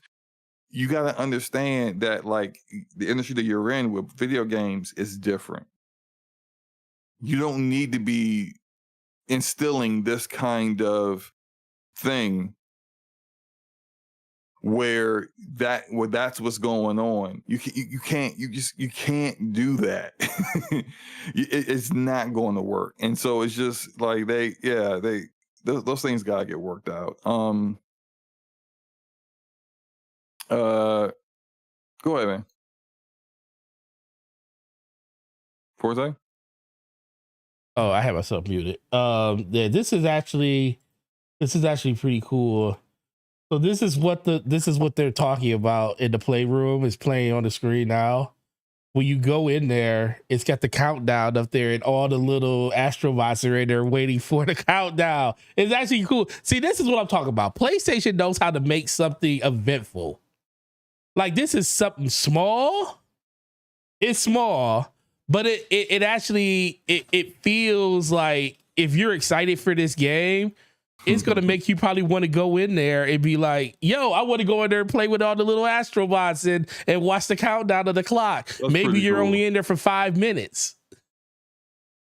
But it's cool. And I remember the Labo, the Labo room is one of the coolest places in the game. But no, outside of that, no, that's it, man. It's just, how many more games is this going to happen to? Because I guarantee it's not going to happen to Grand Theft Auto. That's going to be ready, set, match, and go the day it happens when it comes out. It didn't happen with NBA 2K. It didn't happen with any of these AAA games. Wulong is a very unfortunate thing because I think Xbox didn't expect it to be as hard hitting as it actually is. And maybe they did, but maybe they just assumed that everything was good to go, and it's not. But they're still they're still paying for a lot of the decisions they decided to make on a hardware front. Then we got people out here trying to say that it was because PlayStation bought exclusivity, and it's like at a certain point I'm like, yo, can we all right, show me tangible proof that it was bought, and then we'll talk about it on DPS. Until that point, it's more of the same that's always been going on with Xbox. Larian had an issue, Xbox had to step in. Wulong's having issues, Xbox has to step in. This developer's having issues, Xbox got to step in, or they're stepping in too late because guess what? They've been trying to get answers for the last 5-6 months. So I don't know. At a certain point, it's kind of disappointing to see exactly where this has been transpiring, but I'm kind of over it at this point. And like I said, the fact that I had a $50 gift card and didn't know how to spend it. I didn't know how to spend it. I didn't know if I wanted to buy a game, if I wanted to do this, because it's just the fact that Xbox has just been so disappointing. It's like, dang, I wish this was a Steam code. I would have took a PlayStation code, but it is what it is. But you got anything else you want to say on this, Slomo? No, we can move on. All right, let's talk about Concord. The one mistake that PlayStation did make this entire generation already. Oh man, Concord has been basically out for it will be 2 weeks tomorrow. And guess what happens tomorrow on his 2-week birthday, Slow-Mo? The servers are being shut down indefinitely. Well, it is. Look, it's pretty much already dead now. Well, it was dead anyway, right? It was still born. Oh, it was dead when it hit when it launched, but still born. So Concord, we got an update from a blog post from the CEO of Firewalk about Concord, and he's like, basically, let me read the exact statement that he said, because I think it's important to acknowledge how essentially this looks. So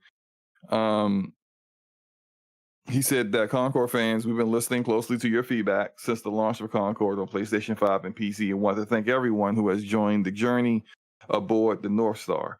Your support in the passionate community that has grown around the game has meant the world to us. However, while many qualities of the experience resonated with players, we also recognize that other aspects of the game in our initial launch didn't land the way we'd intended. Therefore, at this time, we have decided to take the game offline beginning September 6th and explore options, including those that will better reach our players. So I'll stop there. A lot of people have said the game's dead and it's never coming back, which might very much be the case. But it does, if you look at the wording of what Ryan Ellis, the game director, said about Concord, it does appear, at least on the surface, even if Sony themselves don't believe it, that they're going to try to change the game based on player feedback and give it another shot. Now, I do think that is the case, but I also do think that we'll never see it again. Because it reminds me of Anthem, and not in the way of like, because Anthem actually sold well, believe it or not. Anthem sold a lot of copies. I think it wasn't more like 10 million, but it sold more than 5 million very quickly. It's just that very quickly after that, the backlash to how the game was with lack of content, bugs and issues, and the roadmap that never even got touched. none of the roadmap actually happened. All that came to play, and then the game ended up getting killed. But what makes this similar to Anthem is that BioWare tried to revive and change Anthem to be what the gamers wanted, based upon feedback, a real looter shooter. And they had some very lofty goals, and they really did a lot and showed a lot that looked like as if they were going to turn it around. They were calling Anthem next. But when it came down to spending money on it, EA looked at it and said that the name Anthem as a game is it's not neutral. It's negative.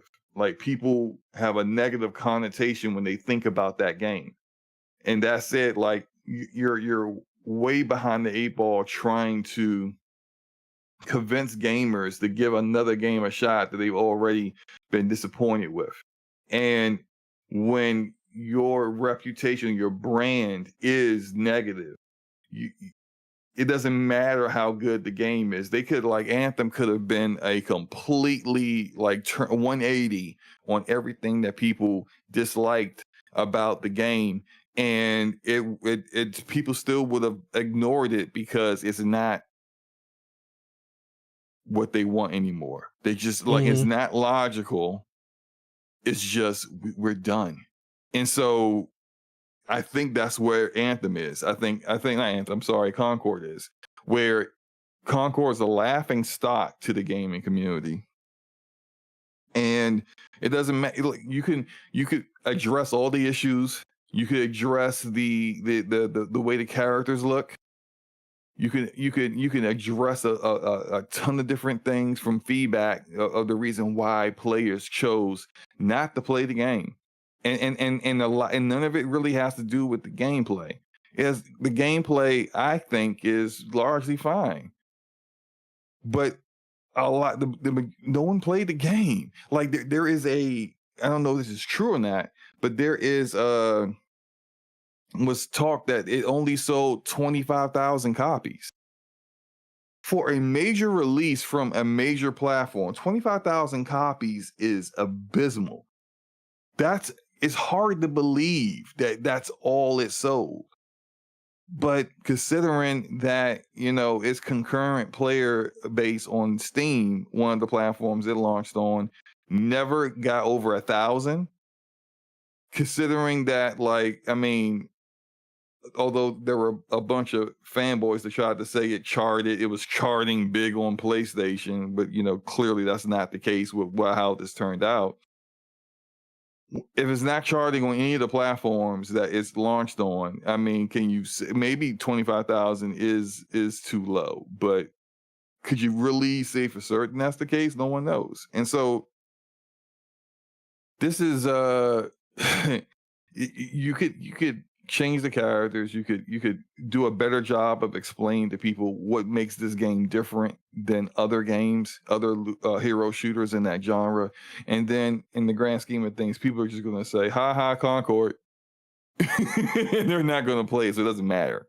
And so, yeah, I think they'll try to fix it, but it's just not, there's nothing that's going to change it. We'll never see this game again. Something I said earlier in the show that I want to bring back. When I talked about the Black Ops beta, I talked about how when they introduced Omni Movement, which is new to Call of Duty, and before you could even do a single match, you had to do the tutorial for Omni Movement so that you at least got to understand how it worked. Doesn't mean you have to do it when you're in the game, and I suggest you do. But if you don't, that's fine. But at least, like, they show you and force you to do it in order to understand. The difference between that, which is smart to do when you are introducing something new in a beta, and what Concord did was Concord just threw you into the game. Well, it was the closed beta or the open beta, they just threw you into it. And I played both open and closed betas, and I put an extensive amount of hours into it. And then after the betas were over, I found out there was this I knew about the micro. I just didn't know how it worked because there was no tutorial in there to actually show me how it worked. And the only people who knew were people, they just started to notice, oh, I got these passives. What's that about? Oh, in the help menu, there's an explanation for it. Ain't nobody checking that stuff. Like, how do you not understand? Like, how do you introduce the only really truly unique quality of your game that's different than other hero shooters? And people spent hours upon hours playing your game and not know what that is. That's a bad game design. That's a bad decision for the beta. That's part of the reason why people who tried the open beta just was like, I mean, it's all right, but I'm good. You know, and there are people who really did try it and say, you know, I'm not with it, and that's fine. That's their opinion. That's their you know, their personal preference, and nothing wrong with that. No one's going to like everything, right? But the bigger issues really are just how the game is unappealing to so many different people, and it's annoying to have to keep doing these caveats when you say that, because people don't listen to what you say. They're taking what you say and they're filtering it through all the dumb narratives they made up in their mind on people who don't like the game or do like the game or whatever. And it's just like, Right. the game's characters are unappealing. It's not just that they're unattractive, which for a good segment of people who play hero shooters, they put a higher weight on that than say some other games, like a looter shooter like the First Descendant. We understand why the First Descendant characters look the way they look. That's done by design and it works.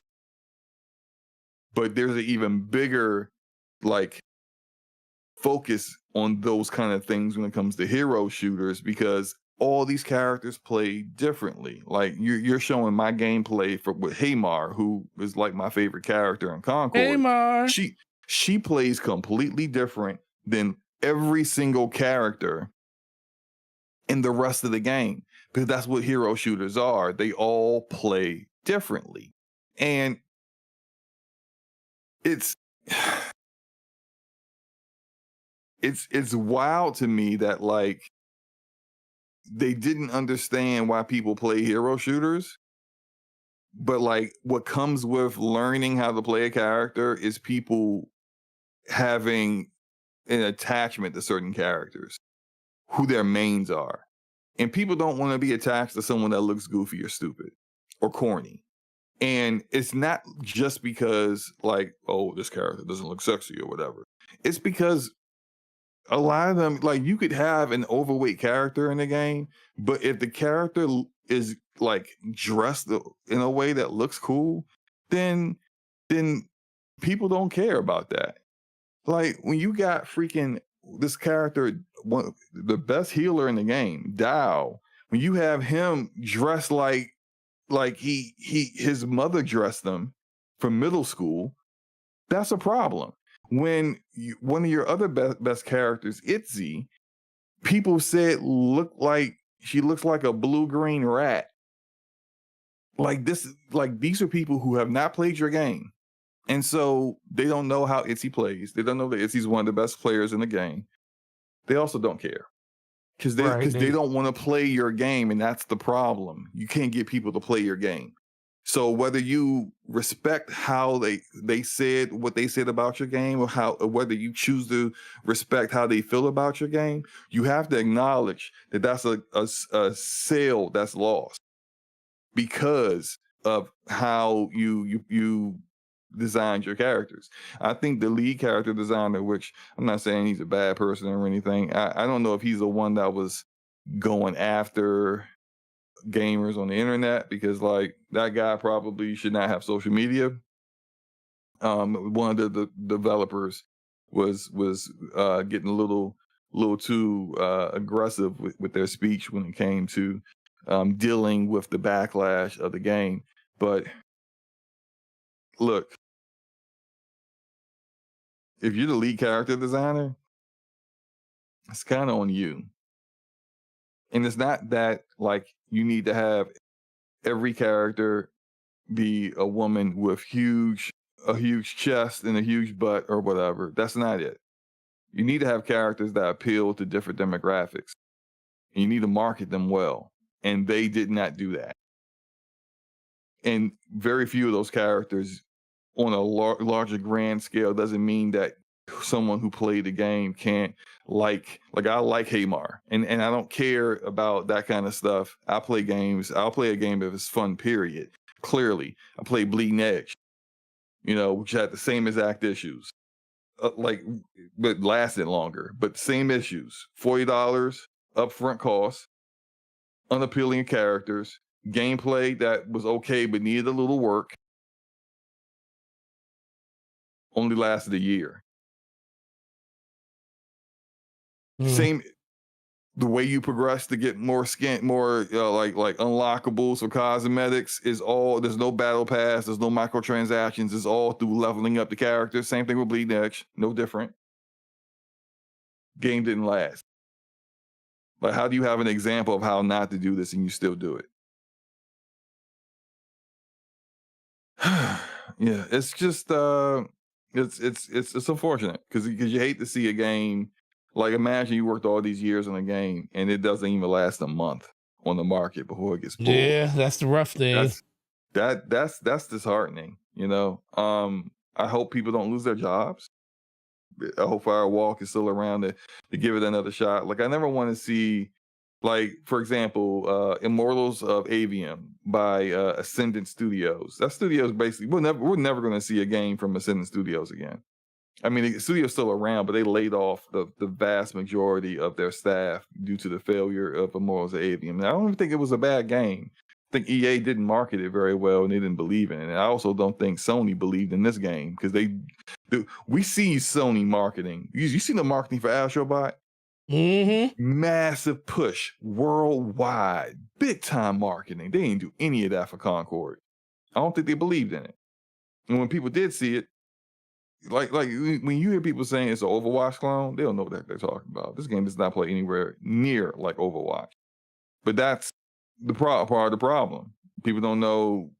People can say that with a straight face, and you didn't do a good job in marketing the game in order to make sure that they knew any differently. But just, I'm doing a lot of talking here. Oh, no, you good. You played it. You and I played it together like last weekend. Last weekend, yeah. What are your thoughts on it? Well, first of all, I thought the game was fun. I think a lot of people were dogpiling on it just due to the fact that either they were doing bad in it or they just didn't, or they just don't like that type of gameplay, which I can understand because I feel like this game was 10 years too late. I mean, literally. I mean, it follows a lot of the tropes of a lot of other hero shooters. And if you say 10 years, at least 5 years, because it was like, it seemed like this decision was made and nothing to change the narrative was done differently to get people like to do anything different than what everybody else wasn't doing. Generic characters, generic gameplay. I thought certain parts of the gameplay was fun, but I felt like the map design wasn't the greatest. I feel like there was a lot of things that they could have kind of did there to kind of spruce it up. A lot of the budget went to the cinematics of the starting of the match screen, which I thought was really cool. I think fantastic. That's fantastic. I think a lot of studios should do stuff like that. But for the most part, it ultimately just keeps coming back to the fact that what are some of the design decisions that could have been made on the gameplay front that would entice people to, get back into this game and want to actually participate in it more than anything else. So for myself, I truly enjoyed the game. I enjoyed what the game was, but it's very noticeable that not even 2 or 3 days into the game's release that this game was going to struggle holding players.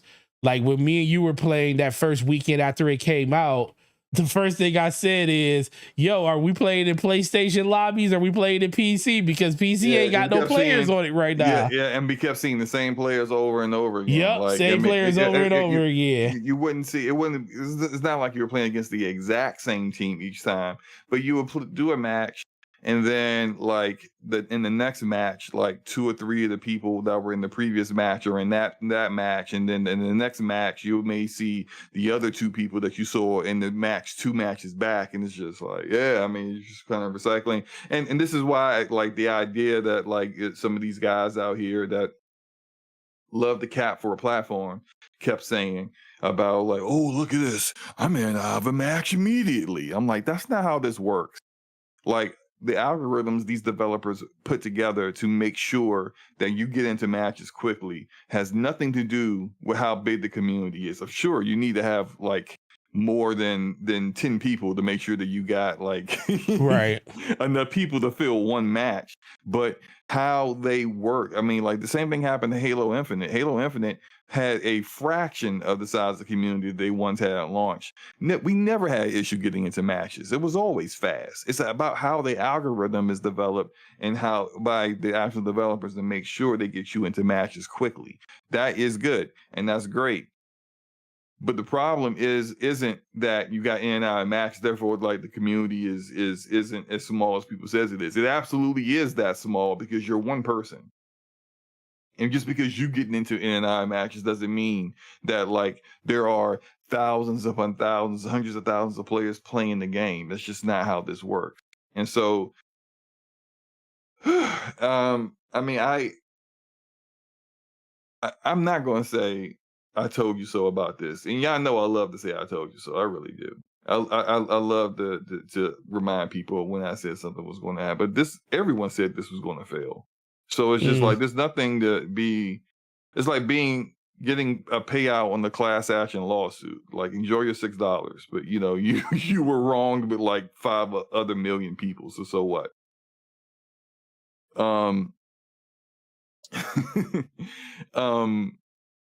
Do you think these games gonna come back as free to play? No. I think they will pitch it. I think their game design will change it so that it will be free to play. I think they'll develop a battle pass. I think they will create new skins. I think they may retool or rechange the way a lot of these characters look. They'll try to come up with some more traditional looks characters that people will a vast majority may feel are more acceptable to play with. They'll do all these things, and Sony will still say no. I think in the grand scheme of things, and I think they'll deal with layoff and due to that. And when you hear about the layoffs is when you know that whatever pitch they came together to retool the game did not go through. Mm-hmm. That's what I think will happen. I think when it comes to hero shooters, there are a few things that you need to do to kind of ensure this doesn't guarantee success, because in live service, what is successful is having not getting say a lot of players at launch. That doesn't mean you're successful. What's successful is that 6 months to a year from now, do you still have a large segment of those players? Because the longer you can keep those players, the more invested they are in the game. And so, like, X Defiant's dealing with that issue right now. X Defiant is bottoming out. And if you recall, 3 million people played that game the first week. And it had a good launch. But when it comes to live service, that's not in the end all be all. That's just half the battle. The other half is keeping those players. Because a lot of the players that you got to play your game, a lot of them, their main game is something else. And for it become X Defiant, considering how the game played and how closely the developers were, according to a lot of leaks, the developers were looking at what Call of Duty was doing and implementing things that Call of Duty was doing. Clearly, your target demographic was Call of Duty players. And if you think about how the game was actually ready to go last October, and they delayed it because Call of Duty was coming. They understood they didn't want to compete directly with Call of Duty at launch because they knew that the demographic for those games were not even going to give them a shot, which is something that maybe, hey, Sony, if they understood how to do launch multiplayer live service games, they would have realized that launching Concord right now was a bad idea. This is part of the reason why it's like a perfect storm of bad. It was part of the reason why this game failed is that they launched it when they did. Right. But yeah. X Defiant waited till like April to launch. because it's like literally halfway through the year before the next launch that's the perfect time for them. The people the vast majority of Call of Duty players who play at launch, they fall off after a certain period of time. You got your mains that will continue to keep playing the game, and then you also got your people who are somewhat disenchanted with Call of Duty. They're looking for something like that, and they're looking for an alternative. XDefiant came in; they had the perfect time period to launch when they did. But as you notice, as we get closer to Black Ops 6, their player base is leaving. And it's because they did not provide incentives to keep those people in. So what you got to do, and I recognized this when Bleeding Edge finally died after a year. These are things that, like, it's non-negotiable. It doesn't matter how you feel about it. It doesn't matter that you think that, hey, we should be accepting of how all characters look and how they're dressed and whatnot. Doesn't matter. It means nothing. Oh, wait a minute, hold on. Just realized something in the chat. We got a troll. Look at this. Hey, let's see it. You guys are more hyped for Indiana Jones than your first party game, Astro Bot, Complete Losers, Black Ops 6. None of that makes any sense. That entire run-on sentence doesn't make any sense whatsoever. I do kind of wonder who's which idiot is on their sock account with this one, because that's crazy. That's wild. Yeah. Oh man, wow. I'm gonna enjoy this one because I love ban hammering like morons, because nothing that he's saying makes any sense whatsoever. That was all stupidity. Shout out to you, and I'm pretty sure you and that one teacher you had all through high school, because you never had multiple teachers and you wrote the short bus. Shout out to all of that, because you're clearly a moron. Anyway, back to the point here. You gotta have characters, and I'll say this: it doesn't need to just be sexy, but I'm glad there are women out there that are saying that. Shout out to Epic Treasure on Twitter, who is like been showing, say, hey, this would have saved Concord, whether you believe it or not. And, she's showing AI images of like reimaginings of some of those characters that have like something that's a little bit more for the male gaze, and she's a woman saying that. Shout out to our friend Luca, who continues to say that when I play video games, I want to play with beautiful characters. I don't want to play with someone that I think looks ugly, just straight up. And that's her preference, and that's how she feels. Her saying that's different than, say, Mio Forte saying that, because the people who just look at us and call us, chauvinistic meatheads, but they're not going to say that to a woman saying that. So shout out to them. But it's not just about characters looking sexy. It's about characters looking cool, not characters looking goofy with stupid goggles on their head and wearing like huge puffy winter coats. When it's like, what the heck? What is this look? Who dressed this guy? It looks stupid. Right. I'm not going to show all the characters again of how bad they looked, but one of the mainstays that you need to have is that characters that players either think look really cool when they're killing other players, look sexy, or as with Marvel Rivals, they are already known from pop culture. If you have those things, you're good to go, because those are characters that pop culture characters that are already accepted, that people like. It's the reason why Fortnite has freaking Eminem in the game. Yeah, they do. You know why? Because Eminem's popular. Fortnite has Ariana Grande in the game. Why? Because she's popular. Right now, they got the X-Men in the game. They got Doctor Doom in the game. They got a limited time event to get the Doctor Doom skin. Why? Because these characters are freaking popular. And when they do have their own Fortnite characters, people buy those characters, skins for those characters too. Why? Because they're designed well. This is important. You have to have that. And no, Dorian, it's not you just have to be cool, because that's what you personally feel is all that's necessary. I have talked to people who feel differently.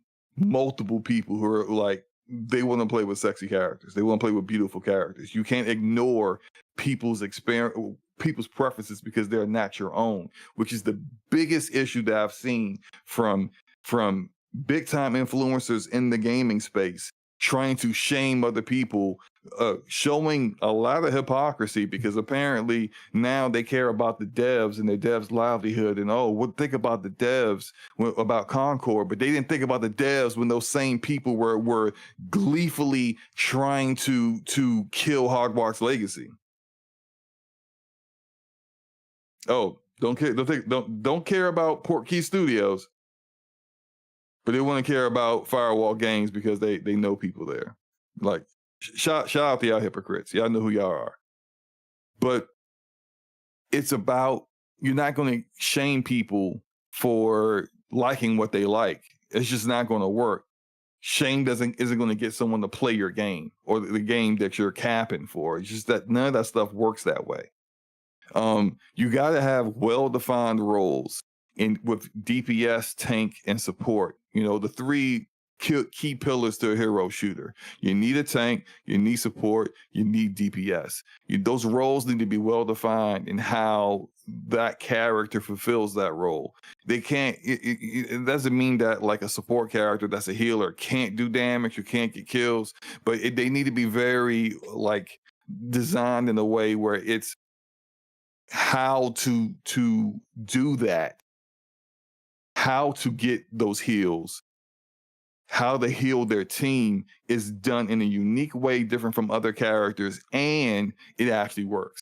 Like it is easy for people to figure out. Not easy for people to figure out, but it is whether there is a level, a degree of difficulty that's different than other characters that's going to happen in hero shooters, but it doesn't need to be, it shouldn't be impossible, and it shouldn't be really difficult to figure out how is this character supposed to work. Making it work and getting good at making it work in game is another thing. Knowing what's supposed to happen with that character is completely different. If I'm making sense here, Forte, am I making sense with that? You are making sense. Okay, I just want to make sure that like I'm being clear with that. In today's market, I don't think it was the biggest issue, but I think it's a little bit overblown that people are saying it should have been free to play. Yeah, it should have been free to play, but that would have completely changed the business model and getting the skins with no microtransactions and no battle pass to people who don't like battle passes. Like if you're going to go free to play, you got to completely change all that stuff. And I do think that like you can have a successful game that isn't free to play, but you got to also recognize how the market is. There's a ceiling to that. Like Fortnite Save the World was a $40 game like Concord and was not at all like the game that we play today. That game that was not successful, which is why Epic did a massive pivot to Battle Royale, and that worked out. But when they pivoted to Battle Royale was free with Battle Pass and microtransactions. These are the trade-aways that you got to have if you go to free to play. But you got to recognize that if you want that huge upper ceiling of making money, of MAUs, monthly active users, you gotta go free to play. It's not happening otherwise. Look at the most successful paid straight up game. Let's take Call of Duty, for example. This is a perfect example. People buy Call of Duty because they created incentives in buying Call of Duty. For what? Warzone. 2/3 of the player base of Call of Duty primarily play what? Warzone, which they implemented over the past decade and has grown to be the most popular part of Call of Duty. Activision adapted. but the free-to-play model is in effect there for the most popular portion of the game. Now, everyone's going to choose to go buy the newest Call of Duty to get all the latest stuff. But a lot of people do. But the free-to-play Battle Royale stuff and the microtransaction stuff is what, in the Battle Pass, is what the majority of where the sales and the revenue that Call of Duty generates comes from. Like, you gotta recognize that. And if you're going to be making a hero shooter, Overwatch switched to that. Overwatch was a paid game at first, has switched, like, literally almost nothing about the game actually changed from Overwatch 1 to 2, but except for a battle pass, and it's free. That's just the way things are now. Valorant, one of the biggest games, hero shooters out there, one of the biggest games out there, period. Free to play. You have to understand that, like, if you don't go that route, what that means when it comes to where your ceiling is on how many players are really going to engage in it, because that upfront cost is a barrier to entry for a lot of the generations of gamers that are out there now. And the last thing I'll say, the last thing you need, and I'll concede the floor to Forte. You gotta have what I would say is a carrot on the stick. You gotta have a chase. Battle passes have a chase, but a bad battle pass doesn't give you anything really intriguing to chase. Isn't worth it. You got, like, I think one of the best battle passes I've ever seen was when Fortnite had Spider-Gwen as a skin at the end of the battle pass. People were either buying their way to it or grinding their way to get that skin, because that was like what everyone wanted. What they're doing Fortnite in right now, where they got Emma Frost, the White Queen, they got Mysterio, the Spider-Man villain, they got all these characters. They had War Machine in the battle pass. This is how you get people the carrot on the stick to chase. I think Concord failed with that, because when you look at, like, sure, playing the game, leveling up the character unlocks the skins, but all the skins were just the same ugly outfits for the majority of these characters with different colors. And then at the last one, the top one, was an actual somewhat different design, but still basically kind of the same theme of that character. It's just, that ain't it. That's not much of a carrot. It's not quite what looter shooters do, but it's kind of the same thing, where you're giving people in a very kind of redundant environment where you're doing the same thing over and over again. You give them something to work towards, and that's important, whether you're talking about a looter shooter or a hero shooter. And if you don't do those things, don't even bother launching your game. You will not be successful at launch. And that still doesn't even quite say that you'll be successful down the road if you're not, like, quick on addressing community concerns, quick with dealing with cheaters, quick with, like, coming up with new content to keep things fresh. If you're not doing those things, you're dead anyway. But if you don't do the things that I outlined are necessary for your hero shooter to be even relevant at launch, you're wasting your money. You're wasting your money and your time. The floor is yours, Forte. I mean, you said a lot of it. It's like the decision to 12 live service games at one time instead of just concentrating your efforts on a smaller amount. I mean, I even think 6 are too much for 2016. I mean, 26. So they still have a little ways to go. I do think that this is going to kind of refocus them to let them understand, like, this isn't easy. This game didn't even really get out the door. So they kind of seen both edges of it. They saw a game that saw huge success. I think the reason that game saw huge success is because it's a continuation of an IP that's already out there. It kind of has that whole Starship Trooper feel that a lot of people love, because a lot of people always wanted to have a like a Starship Trooper type game. And Yeah, I think it did. I think that's why Helldivers really like they marketed Helldivers with that Starship Trooper. It was Yeah, done so well it that was they done actually well. had people buying the Starship Trooper movie. Like Yeah, I it know. actually increased sales for the movie that had nothing to do really with the game, but just the game's theme really hit so well. Yeah, It hit like well. that kind of fits the whole kind of already known from pop culture because people looked at Helldivers 2 as a de facto Starship Trooper game. Yeah, and nothing wrong It was with clearly that. influenced. Yeah, Yeah. it's definitely influenced by it. But I also think, co-op being the thing, playing with your friends, the one thing I will say, I'm very disappointed in Bungie and everything that's going on with Destiny. But the one thing I will say is that game did wonders for people when it came to cooperative online play when I'm not talking about just normal co-op, like we're talking about intricate, co-op that you actually have to have a brain to play when it comes to like some of the higher tier stuff. Like you can pick up the game and just play it, but there's more stuff that you could do. So I feel like that game kind of trained people to be able to function in a co-op environment and do more strenuous tasks. And that's a good thing. I just feel like at this point, if your game isn't doing something like that, if it's not really bringing people together like that, then it's going to kind of be hard for you to like break through because the thing about like it's a hero shooter, and like we were talking about it, once we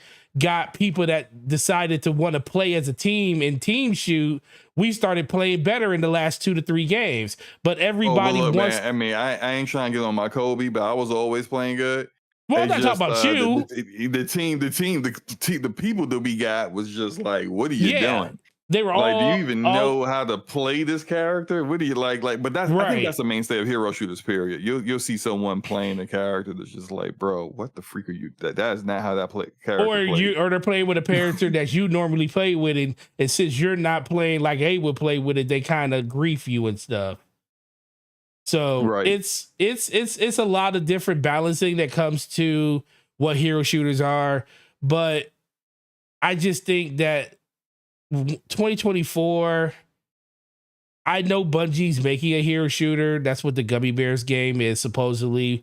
That Sony split off and put under SIE. It's kind of the same thing, but I I kind of wonder how that's going to turn itself out. Just like I kind of wonder like how Marathon, because as much as I love Bungie, I was going to give Marathon a try. But I know it's not a game I'm going to stick to because I'm not really into extraction shooters like that. So, finding the balance of how many people are willing to play game A and put down game B to play game A, that's the thing that they're kind of fighting about the most. And, this doesn't really show a lot of confidence when it comes to people looking at Sony for their live service fix. The one absolutely. thing. Yeah, I think that's the biggest negative that comes from this because their reputation got hit big time. Right, exactly. And now a lot of people are celebrating that they shut it down, and I will give them credit. 2 weeks to make the decision to pull the plug couldn't have been easy, but at a certain point, the game was going to pull refunding everyone. But that's the one thing I will say that they deserve. They deserve to be refunded. But yeah, go ahead. They said that the game would last until this Friday. I lost access to the game the same day they made the announcement. Oh, really? Yeah, so imagine if I wasn't so plugged in with social media and didn't see, the post, the blog about it. Let's imagine if I wasn't working from home and I was out at work and said, "When I go home, I'm gonna play some Concord." And I come home and I can't access the game no more, and I got an email from Steam saying I got refunded the game. That's crazy. I know there's a lot of disappointment from the people who were playing the game that were enjoying it and wanted them to kind of like keep the game going while also trying to address the concerns it had. But yeah, Sony they made the choice they made, but I think you're right in the grand scheme of things. For people who aren't in strictly the Sony ecosystem and aren't going to give Sony a chance with everything that they make, you did not garner any like goodwill with this decision, Mm-mm. because even with investors, when you're trying to say, hey, we got Marathon and Fair Games in the pipeline, these games we think we're going to do really great. I'm like, well, you said that about Concord and you quit on that in 2 weeks. Yep. That's going to be a reminder for other players. Say when Fair Games launches on Steam and you're trying, and if they decide, I'm gonna say this. I don't know if it's for certain. I don't know if it's a fact, but this is my opinion. I think they're gonna launch it with the same price tag of $40, with the same, because I feel like they basically gave it the same marketing as they gave Concord. Concord had a teaser trailer 2 years ago, and then they went radio silent for the longest time, and then they, a few months ago, finally showed us what the game was. Like, for the longest time, we didn't know if it was even first person or third person. Is it a hero shooter? Is it a shrine? What the heck is it? We don't know. Is it 4-person co-op? No one knew what it was, and it's a hero shooter a few months before launch. Mm-hmm. They're doing the same thing with Fair Games, except that maybe simply that the teaser trailer for Fair Games kind of imparts what the kind of game is about a little bit more. To me, it looks like it's about like kind of like a Payday kind of game, but it's got Mm-hmm. PVE, PvP, VE, where it's like maybe like the finals where there's like 3 teams all trying to get the same objective done. Like something similar to that is what it appears to me. But again, I don't know that. And here we are 2 years after the initial like teaser trailer being shown, and I still don't know what it is. And that game is supposed to come out within your next fiscal year, which is mean launching before April. That's a bad look right now. Right. Because you did the same thing with Concord, and we saw how that turned out. Like, it wouldn't surprise me if that game is $40 at launch. And who knows how it plays? We don't know if it's third person or first person perspective. We got no freaking clue. But I don't think they have a good idea of how to market these games. And if you are, whether you're a consumer, you're an investor, I would not have confidence in Sony when it comes to this stuff. Because it's clearly a different animal than dropping a single player game, right? And they are out of their element right now. Clearly, when you decide to cancel a game and take it offline less than a month after you launched it. Mm-hmm. My bad. Go ahead, man. No, you're on it. A lot of people, like, I went back and looked at the Fair Games video, looked at the comments on it, and people are saying if this game is a live service, it might not even make it to the 2 week mark. Another person said, why would Sony want to make a 6 player PvP game to compete between each other to begin with? Oh my god. Where can I buy let me see, Concord 2 in the making. Concord 2, another Concord. Eat the rich, make a game to make one rich, then you do it again. This comment section makes me happy. Concord 2.0. It's like it's already got, like, the game's not even out and people already basically made up their minds on what it is. So now, can it change people's minds when it comes out depending on if it's good or not? Most likely it can. I think this is just recency bias based off of what just happened. But I also just believe that at a certain point, this Sony's wheelhouse isn't this. And that's why Naughty Dog supposedly got out of it, because they didn't want to become a studio that was known for something like this, even though, and I think Factions would have been perfectly fine due to the fact that it was an existing IP that was already out there that people already showed that they would support and stuff. So, I think of all the live service pushes outside of Helldivers, that one is the one that should have been revisited. And I do think at some point they will revisit that one, especially as they take hits across these newer ones, because they're going to at some point have to make a decision. If we want to be in this live service arena, we have to make something that is safe for us, and that would be what that factions game would be. So if they do green light that back up, and I don't think that's happening. I don't think so either, unfortunately, because I think at a certain point they're going to be kind of gun shy to a lot of this. What's going to happen next? Fair games are going to come out, and Helldivers has seen a significant drop in player base ever since the whole log into your PSN everything. It recovered a little bit, but they also are pissing the community off with some of the changes they've been making in game. And that goes to what I was saying about how long term you can end up not having a long term successful live service game if you're not addressing community concerns, or the changes you are making are causing the community concerns. This is why the Division 2 ended up losing their player base. When people was like, we don't want what you're putting in the game. We don't like the changes that you're making.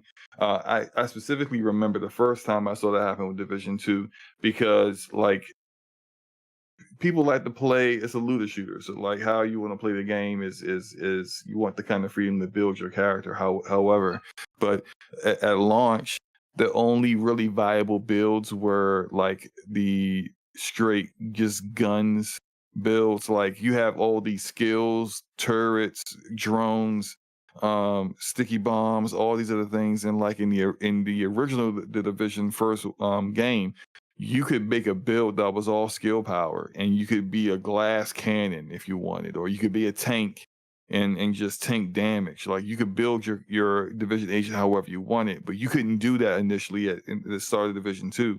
People complained about that, and the devs were very dismissive. And it's people were showing quantifiable evidence, why do you have these skills in here if I can't do anything with these skills? And it was all really because they kept tying everything into the dark zone, and they didn't want people to be using those skills to make it so the dark zone was a issue problematic, where people were too OP and trolling others, and people aren't having fun in the dark zone, which is always, as we always said, when you have PvP and PvE in a game, you need to have them separate, where what the changes you make with PvE don't affect PvP. But players saw how Ubisoft were dismissive of their concerns, and they left. That's what typically happens when you don't listen to your community. They leave, and that's what's happening with Helldivers too. You're not listening to your community, they leave. So it is what it is. You have to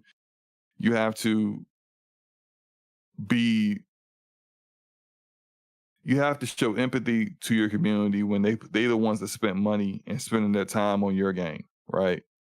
There's a balance there. You can have a creative vision, but if the only person that cares about that creative vision is you, what is it worth? Yeah, that makes sense. Yeah. Well, Slow-Mo, we killed it as always on DPS, and shout out to the over 35 people or 39 people that we had today. Really appreciate you guys. Was there anything else? I know you said some other stuff. Was there anything else that you wanted to talk about before we got up out of here? No, I'm good. You good? All right, chat. We appreciate you. Episode 135 is in the books. Make sure you guys enjoy the games that you're playing and everything. What episode did you just say it was? 195. I thought you said 135. Maybe I did say 135. Good grief! You just went I was looking at this screen, and it was a number 35 on the screen, and that's what kind of did it for me.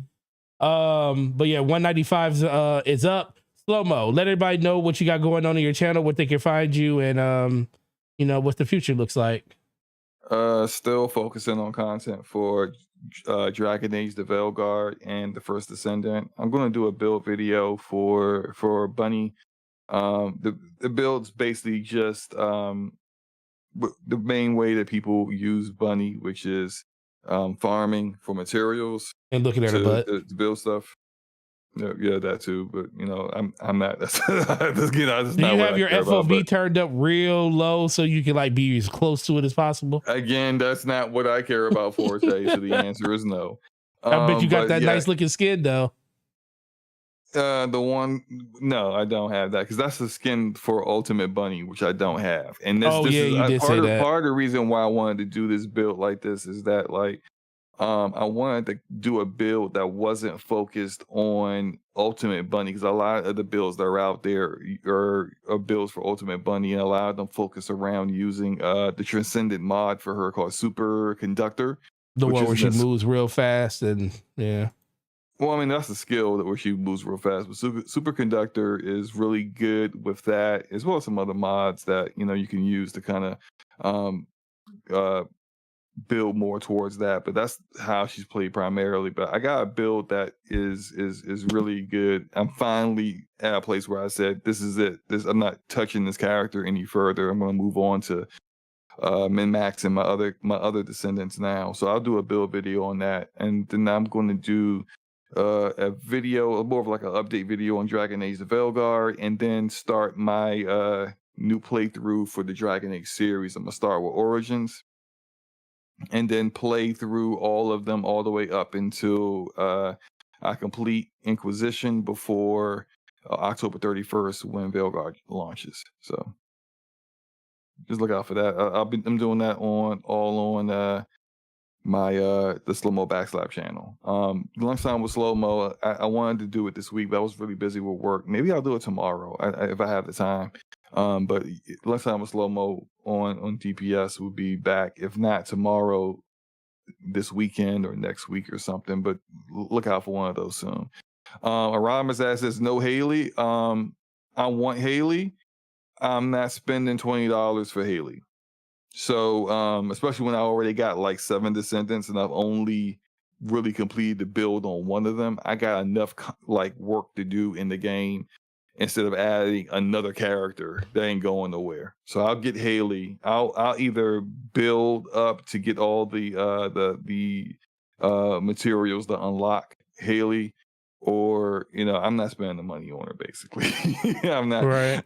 I've seen her big butt Haley all over Big butt Haley. Albion, and yeah, everyone else, like I think the majority of the people, because like they actually had to, and shout out to Nexon for at least doing this, that they listen to the community when they complain about things. The grind to and some of the mission structure of the new content was a little too much. I'm not talking about people not understanding the puzzles, because the puzzles were not difficult. And by the way, they implemented something. You know how like in Destiny they got that little like chalice or whatever where you can kind of like, yeah, they added that into they got no shame with First Descendant. They copy everybody, right? But they got that, and that's cool. And they got puzzles in like the new content missions, but it's not that people didn't understand the puzzles. It was just how they executed wasn't that great. And then in order to unlock Haley, they got like ridiculous like requirements to get each part. It's just like, bro, what are we doing here? So they kind of like reduce some of those things based upon player feedback, which is great. But yeah, I'm not building her anytime soon. That's it. Forte, anything you got going on before for your channel before we get up out of here? Channel wise, still working on stuff. I'm redoing my I'm switching my basement around, or my game room around, so that's probably what I'm gonna do starting Monday, maybe Tuesday next week. But it only take me like probably a couple hours to do that. Have an idea of what I want to do. But outside of that, Space Marines tomorrow. Play that. That's probably the biggest thing. I'm thinking about streaming. I am thinking about streaming. I do it right after I get off work at 5 o'clock. I probably will stream it tomorrow. Just to do it on the DPS channel. But outside of that, no, kids back in school, trying to get rest where I can get it. Winding down on the summer months. it's been a little bit hotter now. I was like, where's this heat been since earlier? And are we getting it now? We're supposed to be getting cooler now, so I can enjoy wearing a jacket or shorts if I want to. But yeah, but outside of that, man, no, nothing much, pretty much. But for myself, Gaming Forte, YouTube, Twitter, and Xbox Live, just how it spells. We'll see you next week here once again for 196. We are coming really, really close to that big 200, bro. We have to talk about what we're gonna do for that in the background. But we really appreciate all you guys, all the love and support. We will see you guys next week, and you guys enjoy the games you're playing and take care of yourself.